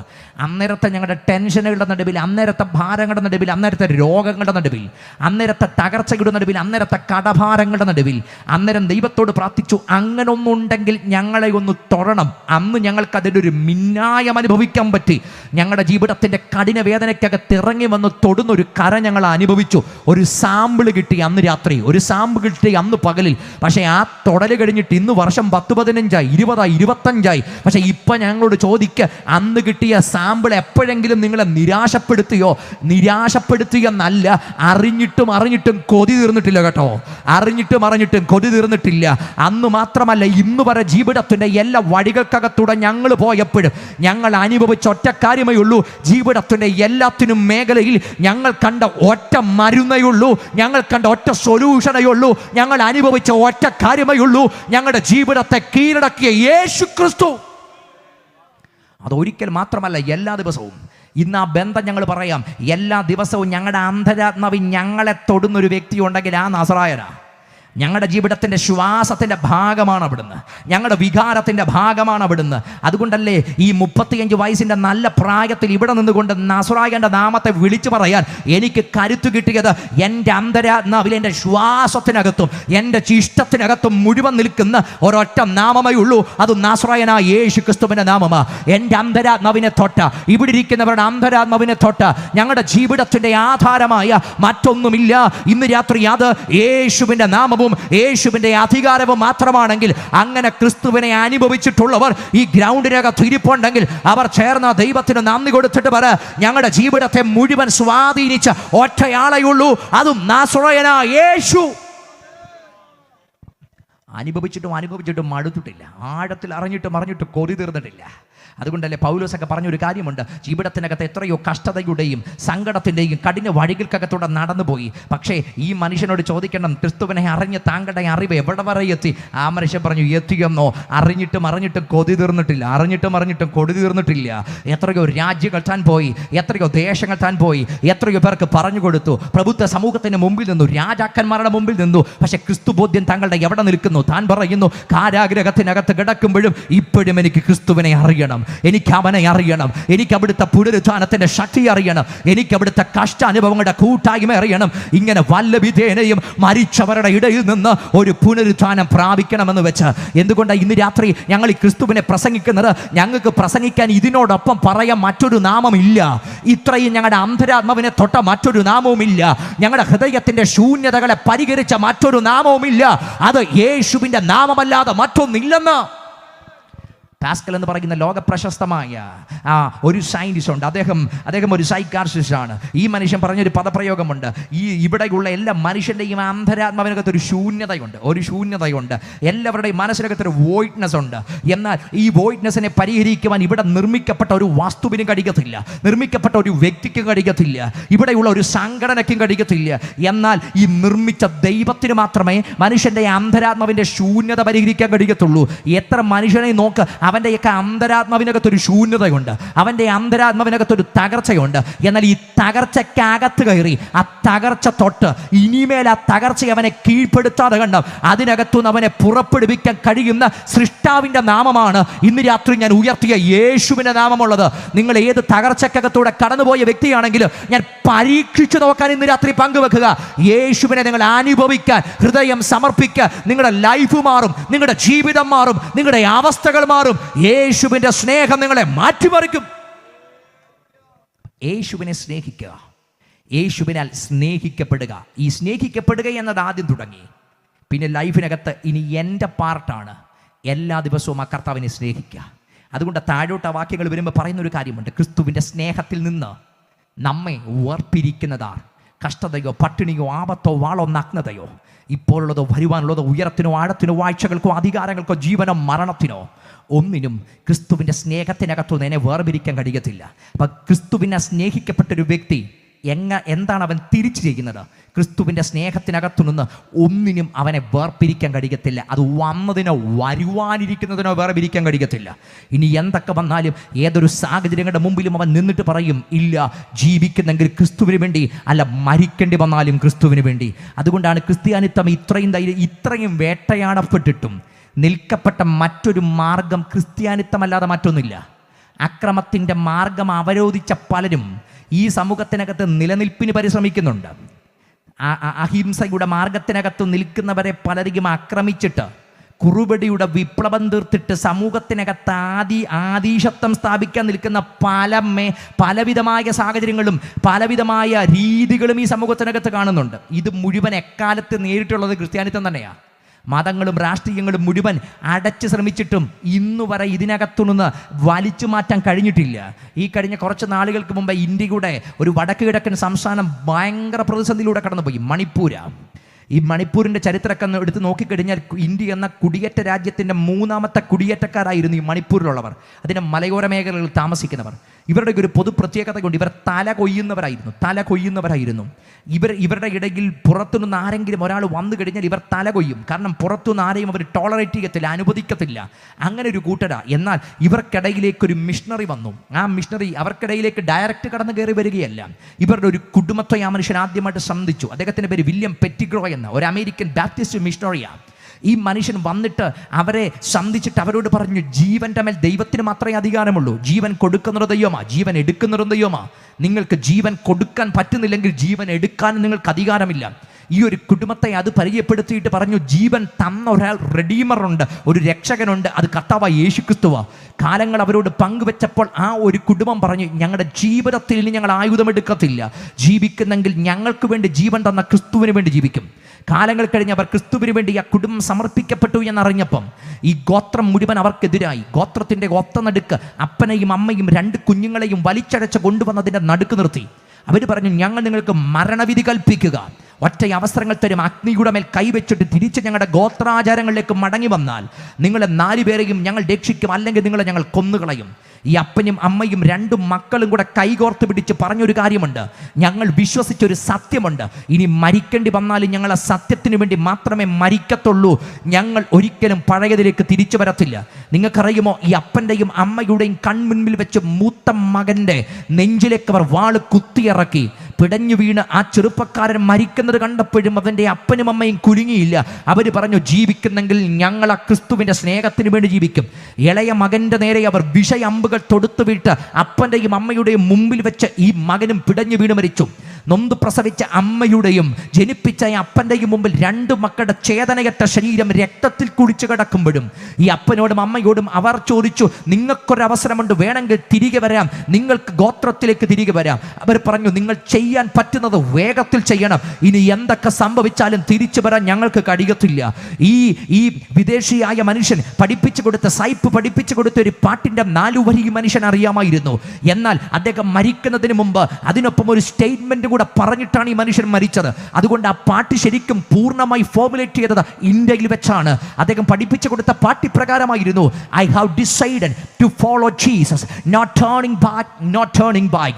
യേശുവിൻ്റെ പിൻപേ ഞാൻ പോകുന്നെങ്കിൽ പിന്മാറില്ല, ഞാൻ മാറില്ല. ഈ മരിക്കാൻ പോകുന്ന ഈ അപ്പനും അമ്മയും കൂടെ അന്നേരം പറഞ്ഞൊരു പദമുണ്ടായിരുന്നു, അതാണ് ബാക്കി എഴുതി വെച്ചത്, ലോകം എൻ്റെ പിൻപേ, ക്രൂശ് എൻ്റെ മുൻപേ, പിന്മാറില്ല, ഞാൻ മാറില്ല.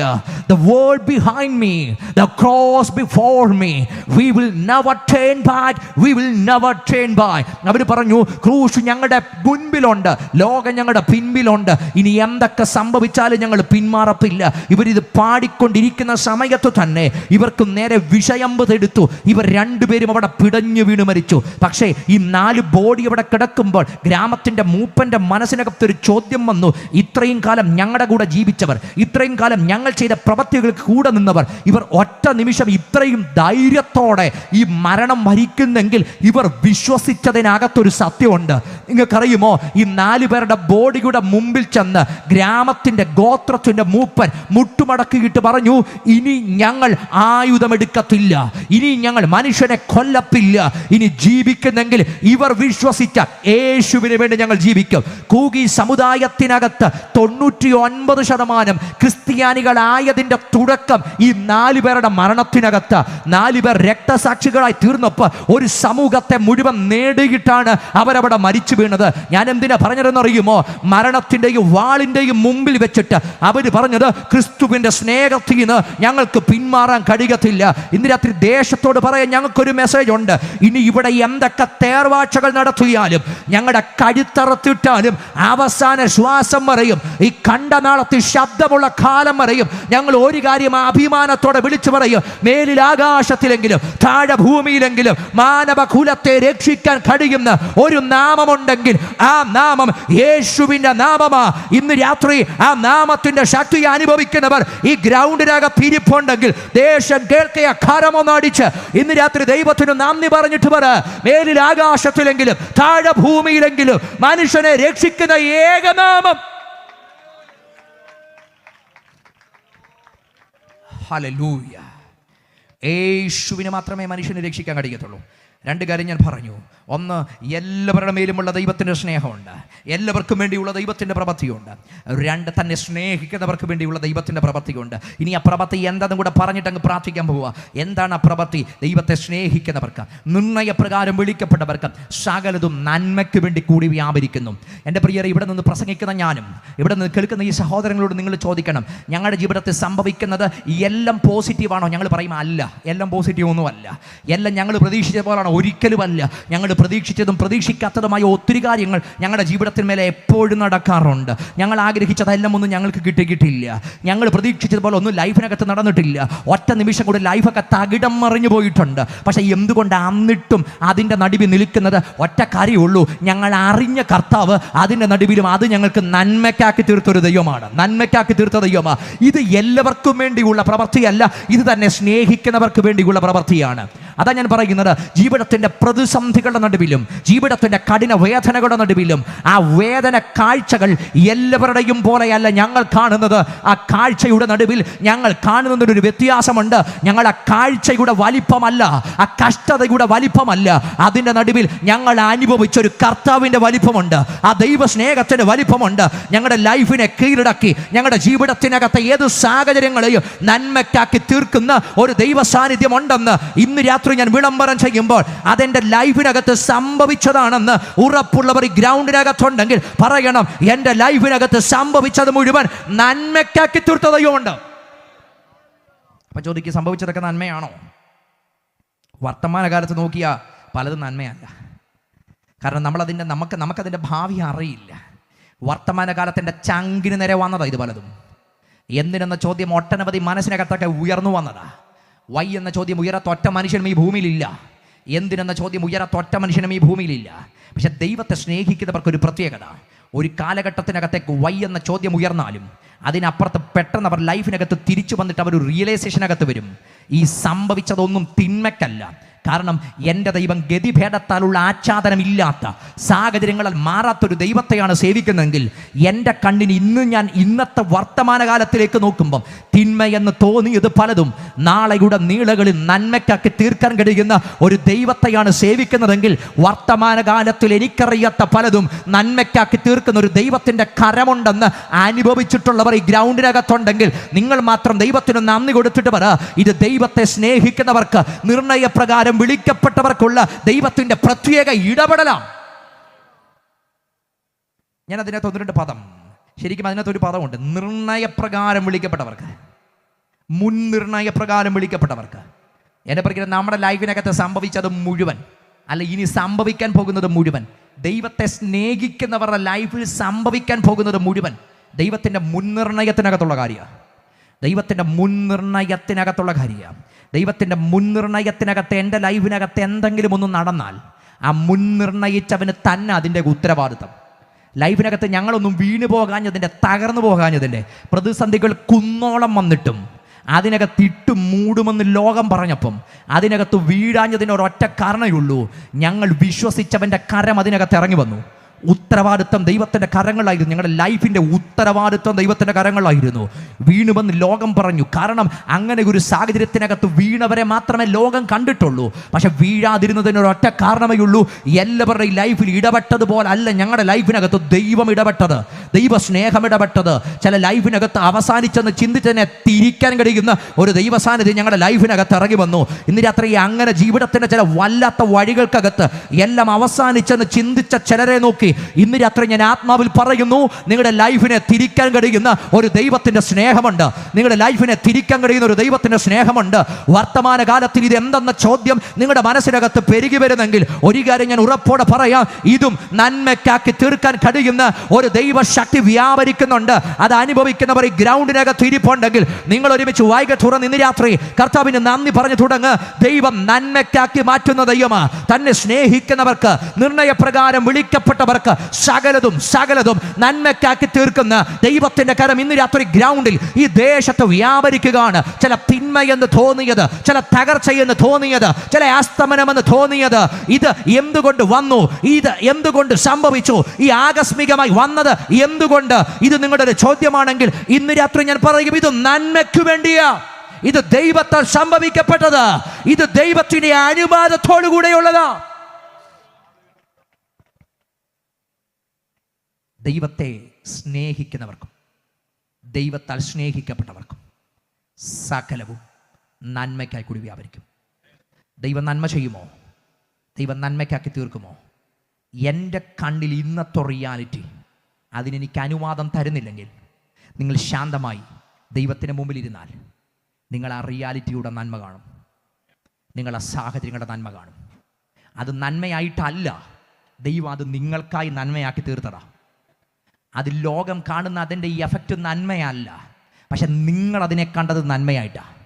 അതിനൊരൊറ്റ കാരണമേ ഉള്ളൂ, നിങ്ങൾ കണ്ട പെർസ്പെക്റ്റീവ് നിങ്ങളുടെ പെർസ്പെക്റ്റീവിലല്ല, ദൈവത്തിൻ്റെ പെർസ്പെക്റ്റീവിലാണ്. നിങ്ങളുടെ കാഴ്ചപ്പാടുകളെ മാറ്റി നിങ്ങൾക്കായി നന്മയ്ക്കാക്കി തീർത്ത ഒരു കരമുണ്ടെങ്കിൽ ഇന്ന് രാത്രി ഗ്രൗണ്ടിനകത്ത് ആ കരം വ്യാപരിക്കുന്നുണ്ട്. ഞാൻ ആത്മാവിലത് സെൻസ് ചെയ്യുന്നുണ്ട്. ലൈഫിൻ്റെ ഏതൊക്കെയോ വല്ലാത്ത ദുരന്തങ്ങൾ, വല്ലാത്ത വേർപിടലുകൾ, വല്ലാത്ത തകർച്ചകൾ ഒരു ചോദ്യചിഹ്നമായി നിൽക്കുന്നവരോട് ഇന്ന് രാത്രി ഞാൻ പറയുന്നു, ദൈവത്തെ സ്നേഹിക്കുന്നവരും ദൈവത്താൽ സ്നേഹിക്കപ്പെടുന്നവരുമാണോ നിങ്ങൾ? നിങ്ങളുടെ ലൈഫിനകത്ത് ഇതും നന്മയ്ക്കാക്കി തീർക്കുന്ന ഒരു ദൈവമുണ്ട്. അല്ല, ഞങ്ങളെ കേൾക്കുന്ന ഈ ദേശത്തിൻ്റെ പശ്ചാത്തലത്തിനകത്ത് ആരെങ്കിലും ചില ദുരന്തങ്ങൾ വന്നു, തകർച്ചകൾ വന്നു, ഇത് എന്തിനെന്ന് ചിന്തിക്കുന്നെങ്കിൽ ഞാൻ പരിചയപ്പെടുത്തുന്നു, ഒരു സ്നേഹിക്കുന്ന യേശുവുണ്ട്. ആ യേശുവിൻ്റെ സ്നേഹത്തിലേക്ക് വന്നാൽ നിന്റെ ദുരന്തങ്ങളെ മാറ്റിയിട്ട് ദൈവസ്നേഹം നിന്റെ അന്തരാത്മാവിൽ വെളിപ്പെടുത്തി ഒരു പുതു മനുഷ്യനാക്കി തീർക്കാൻ ആ ക്രിസ്തുവിന് കഴിയുമെന്ന് ഇന്ന് രാത്രി വിശ്വസിക്കുന്നവരുണ്ടെങ്കിൽ വായ്ക തുറന്നോ. ഇന്ന് രാത്രി നമ്മൾ ഒന്നിച്ച് പ്രാർത്ഥിക്കാൻ പോവുക. ഈ അന്തരീക്ഷത്തിനകത്ത് ദൈവ സാന്നിധ്യം വ്യാപരിക്കുന്നുണ്ട്. ഞാൻ ഇന്ന് രാത്രി ഇവിടെ പങ്കുവച്ച വചനം വെറും ഒരു ഫിലോസഫി അല്ല. ഇതിനകത്ത് ദൈവത്തിൻ്റെ ശക്തിയുണ്ട്, ഇതിനകത്ത് ദൈവത്തിൻ്റെ അധികാരമുണ്ട്. അത് ഇന്ന് രാത്രി ഗ്രൗണ്ടിനകത്ത് വ്യാപരിക്കുക. അത് വിശ്വസിക്കുന്ന ജനത്തിനു വേണ്ടി ഇന്ന് രാത്രി അത് സൗഖ്യമായി സ്വാതന്ത്ര്യമായി വ്യാപരിക്കുക. ചില ചോദ്യങ്ങളുടെ മേലുള്ള ദൈവത്തിൻ്റെ ഉത്തരങ്ങളായി വ്യാപരിക്കുക. ചില സംഘർഷങ്ങളുടെ മേലുള്ള ദൈവത്തിൻ്റെ മറുപടിയായി വ്യാപരിക്കുക. നിങ്ങൾ ഇന്നൊരു ബ്രോക്കൺ ആയിട്ടാണ് ഇതിനകത്ത് വന്നത്. ഞാൻ പറയുന്നു, നിങ്ങളെ ഹീൽ ചെയ്യാൻ യേശുവിൻ്റെ കരം ഇതിനകത്ത് വ്യാപരിക്കുന്നുണ്ട്. നിങ്ങളൊരു ഇന്നർ പ്രഷർ അനുഭവിക്കുന്നുണ്ടോ? നിങ്ങളൊരു ഇന്നർ സ്ട്രഗിൾ അനുഭവിക്കുന്നുണ്ടോ? നിങ്ങളെ ആന്തരികമായി ഹീൽ ചെയ്യാൻ കഴിയുന്ന യേശുവിൻ്റെ കരം പിടിക്കാൻ പോവുക. കരങ്ങൾ ഉയർത്തിപ്പിടിച്ച് കർത്താവിൻ്റെ സാന്നിധ്യത്തിന് മുമ്പിൽ ഒന്ന് എഴുന്നേറ്റ് നിന്നോ. അങ്ങനെയുള്ളവർക്ക് വേണ്ടി ഇന്ന് രാത്രി ഒന്ന് പ്രാർത്ഥിക്കാൻ പോവുക. ലൈഫിനകത്ത് ഞാൻ ബ്രോക്കണാണ്, ലൈഫിനകത്ത് ഞാൻ തകർന്നിരിക്കുകയാണ്. യേശുവിൻ്റെ കരം എന്നെ ഒന്ന് തൊടണം, ഇന്ന് രാത്രി എനിക്ക് വേണ്ടി പ്രാർത്ഥിക്കണമെന്ന് നിങ്ങൾ അകത്ത് ആഗ്രഹിക്കുന്നെങ്കിൽ കരങ്ങളൊക്കെ ഒന്ന് സ്വർഗത്തേക്ക് ഉയർത്തിപ്പിടിക്കട്ടെ. അങ്ങനെയുള്ളവർ മാത്രം. ഞാൻ ലൈഫിനകത്ത് ഞാൻ ബ്രോക്കണാണ്, ലൈഫിനകത്ത് എവിടെയോ ഞാൻ ഉടഞ്ഞുപോയി. യേശുവിൻ്റെ കരം എന്നെ ഒന്ന് തൊടണമെന്ന് ഞാൻ ആഗ്രഹിക്കുന്നു. യേശുവിൻ്റെ കരം എന്നെ ഒന്ന് സൗഖ്യമാക്കണമെന്ന് ഞാൻ ആഗ്രഹിക്കുന്നു. നിങ്ങൾ ആ കരങ്ങൾ രണ്ടും ഉയർത്തിപ്പിടിച്ചു. അങ്ങനെയുള്ളവർ ആ രണ്ട് കരങ്ങളും ഉയർത്തിപ്പിടിച്ച് വായ്ക തുറന്ന് ഒരു നാമമുണ്ട്, അത് യേശുവിൻ്റെ നാമമാണ്. എല്ലാ നാമത്തിലും മേലായ നാമമാണ്. അത് അധികാരമുള്ള നാമമാണ്. ഇന്ന് രാത്രി ഞങ്ങളുടെ മേൽ ദൈവം പകർന്നിരിക്കുന്ന ആത്മീക അധികാരം ഈ ജനത്തിന് ഇന്ന് രാത്രി കൈമാറി പ്രാർത്ഥിക്കുമ്പോൾ ഇതിനകത്ത് ഞാൻ വിശ്വസിക്കുന്ന അത്ഭുതങ്ങൾ നടക്കും. ഇതൊരു അസാധാരണമായ ദൈവപ്രവൃത്തിയുടെ നിമിഷങ്ങളായി മാറും. ഇത് അത്ഭുതങ്ങൾ നടക്കുന്ന രാത്രിയാ. ഇത് രോഗങ്ങൾ സൗഖ്യമാക്കുന്ന രാത്രിയാ. ഇത് നിരാശകൾ മാറിപ്പോകുന്ന രാത്രിയാ. ഇത് ഭയങ്ങൾ നീങ്ങിപ്പോകുന്ന രാത്രിയാ. ചില ഡിപ്രഷൻ സ്പിരിറ്റുകൾ ഇന്ന് രാത്രി തകർന്നറിയപ്പെടുന്ന രാത്രിയാ. അത് വിശ്വസിക്കുന്നവർ ദൈവം എനിക്ക് വേണ്ടി സകലതും നന്മയ്ക്കാക്കി തീർക്കുമെന്ന് വിശ്വസിച്ച് പ്രാർത്ഥിക്കാൻ കഴിയുമെങ്കിൽ വായ്ക തുറന്നോ. ഇന്ന് രാത്രി ദൈവകരം നിങ്ങളെ തൊടുക. വായ് തുറന്ന് യേശുവേ എന്ന് വിളിച്ച് ഒരുമിച്ച് പ്രാർത്ഥിക്കട്ടെ. ഞങ്ങളുടെ കർത്താവേ, ഏറ്റവും അധികാരത്തോടെ ഞാൻ ഈ ജനത്തിനു വേണ്ടി പ്രാർത്ഥിക്കുന്നു. ഇന്ന് രാത്രി അങ്ങയുടെ കരം ഈ ജനത്തെ തൊടുന്നത് കൊണ്ട് സ്തോത്രം. ദൈവ അന്തരാത്മാവിൽ നൽകുന്ന സ്വാതന്ത്ര്യത്തിന് സ്തോത്രം. ഇരുട്ടൊരുക്കി വെച്ച എല്ലാ അവസ്ഥയ്ക്കകത്തു നിന്നും ദൈവം അകത്തു നൽകിയ ഉറപ്പിന് നന്ദി പറയുന്നു. ദൈവത്തെ സ്നേഹിക്കുന്നവർക്ക്, ദൈവത്തെ സ്നേഹിക്കപ്പെട്ടവർക്ക് സകലതും നന്മയ്ക്കായി കൂടി വ്യാപരിക്കുന്നു. ഈ ജനത്തിന് വേണ്ടി അത് സംഭവിച്ചതുകൊണ്ട് സ്തോത്രം. ദൈവം ഈ ജനത്തെ സ്വാതന്ത്ര്യത്തിലേക്ക് കൊണ്ടുവന്നതുകൊണ്ട് സ്തോത്രം. ഇന്ന് രാത്രി കർത്താവ് ഇതിനകത്ത് തകർച്ചയിലൂടെ, ഇതിനകത്ത് രോഗത്തിലൂടെ, ഇതിനകത്ത് നിരാശയിലൂടെ കടന്നു പോകുന്ന ചിലരെ അങ്ങയുടെ അടിപ്പിണരുകൾ ഇന്ന് രാത്രി സുഖമാക്കുന്നത് കൊണ്ട് സ്തോത്രം. അവർ അന്തരാത്മാവിനെ ഇന്ന് രാത്രി സ്വർഗം തൊടുന്നത് കൊണ്ട് സ്തോത്രം. ദൈവിക സ്വാതന്ത്ര്യത്തിനും നന്ദി പറഞ്ഞ് പ്രാർത്ഥിക്കുന്നു. പ്രാർത്ഥന കേട്ട കൃപയ്ക്ക് നന്ദി. യേശു ക്രിസ്തുവിൻ നിസ്തുല്യ നാമത്തിൽ തന്നെ.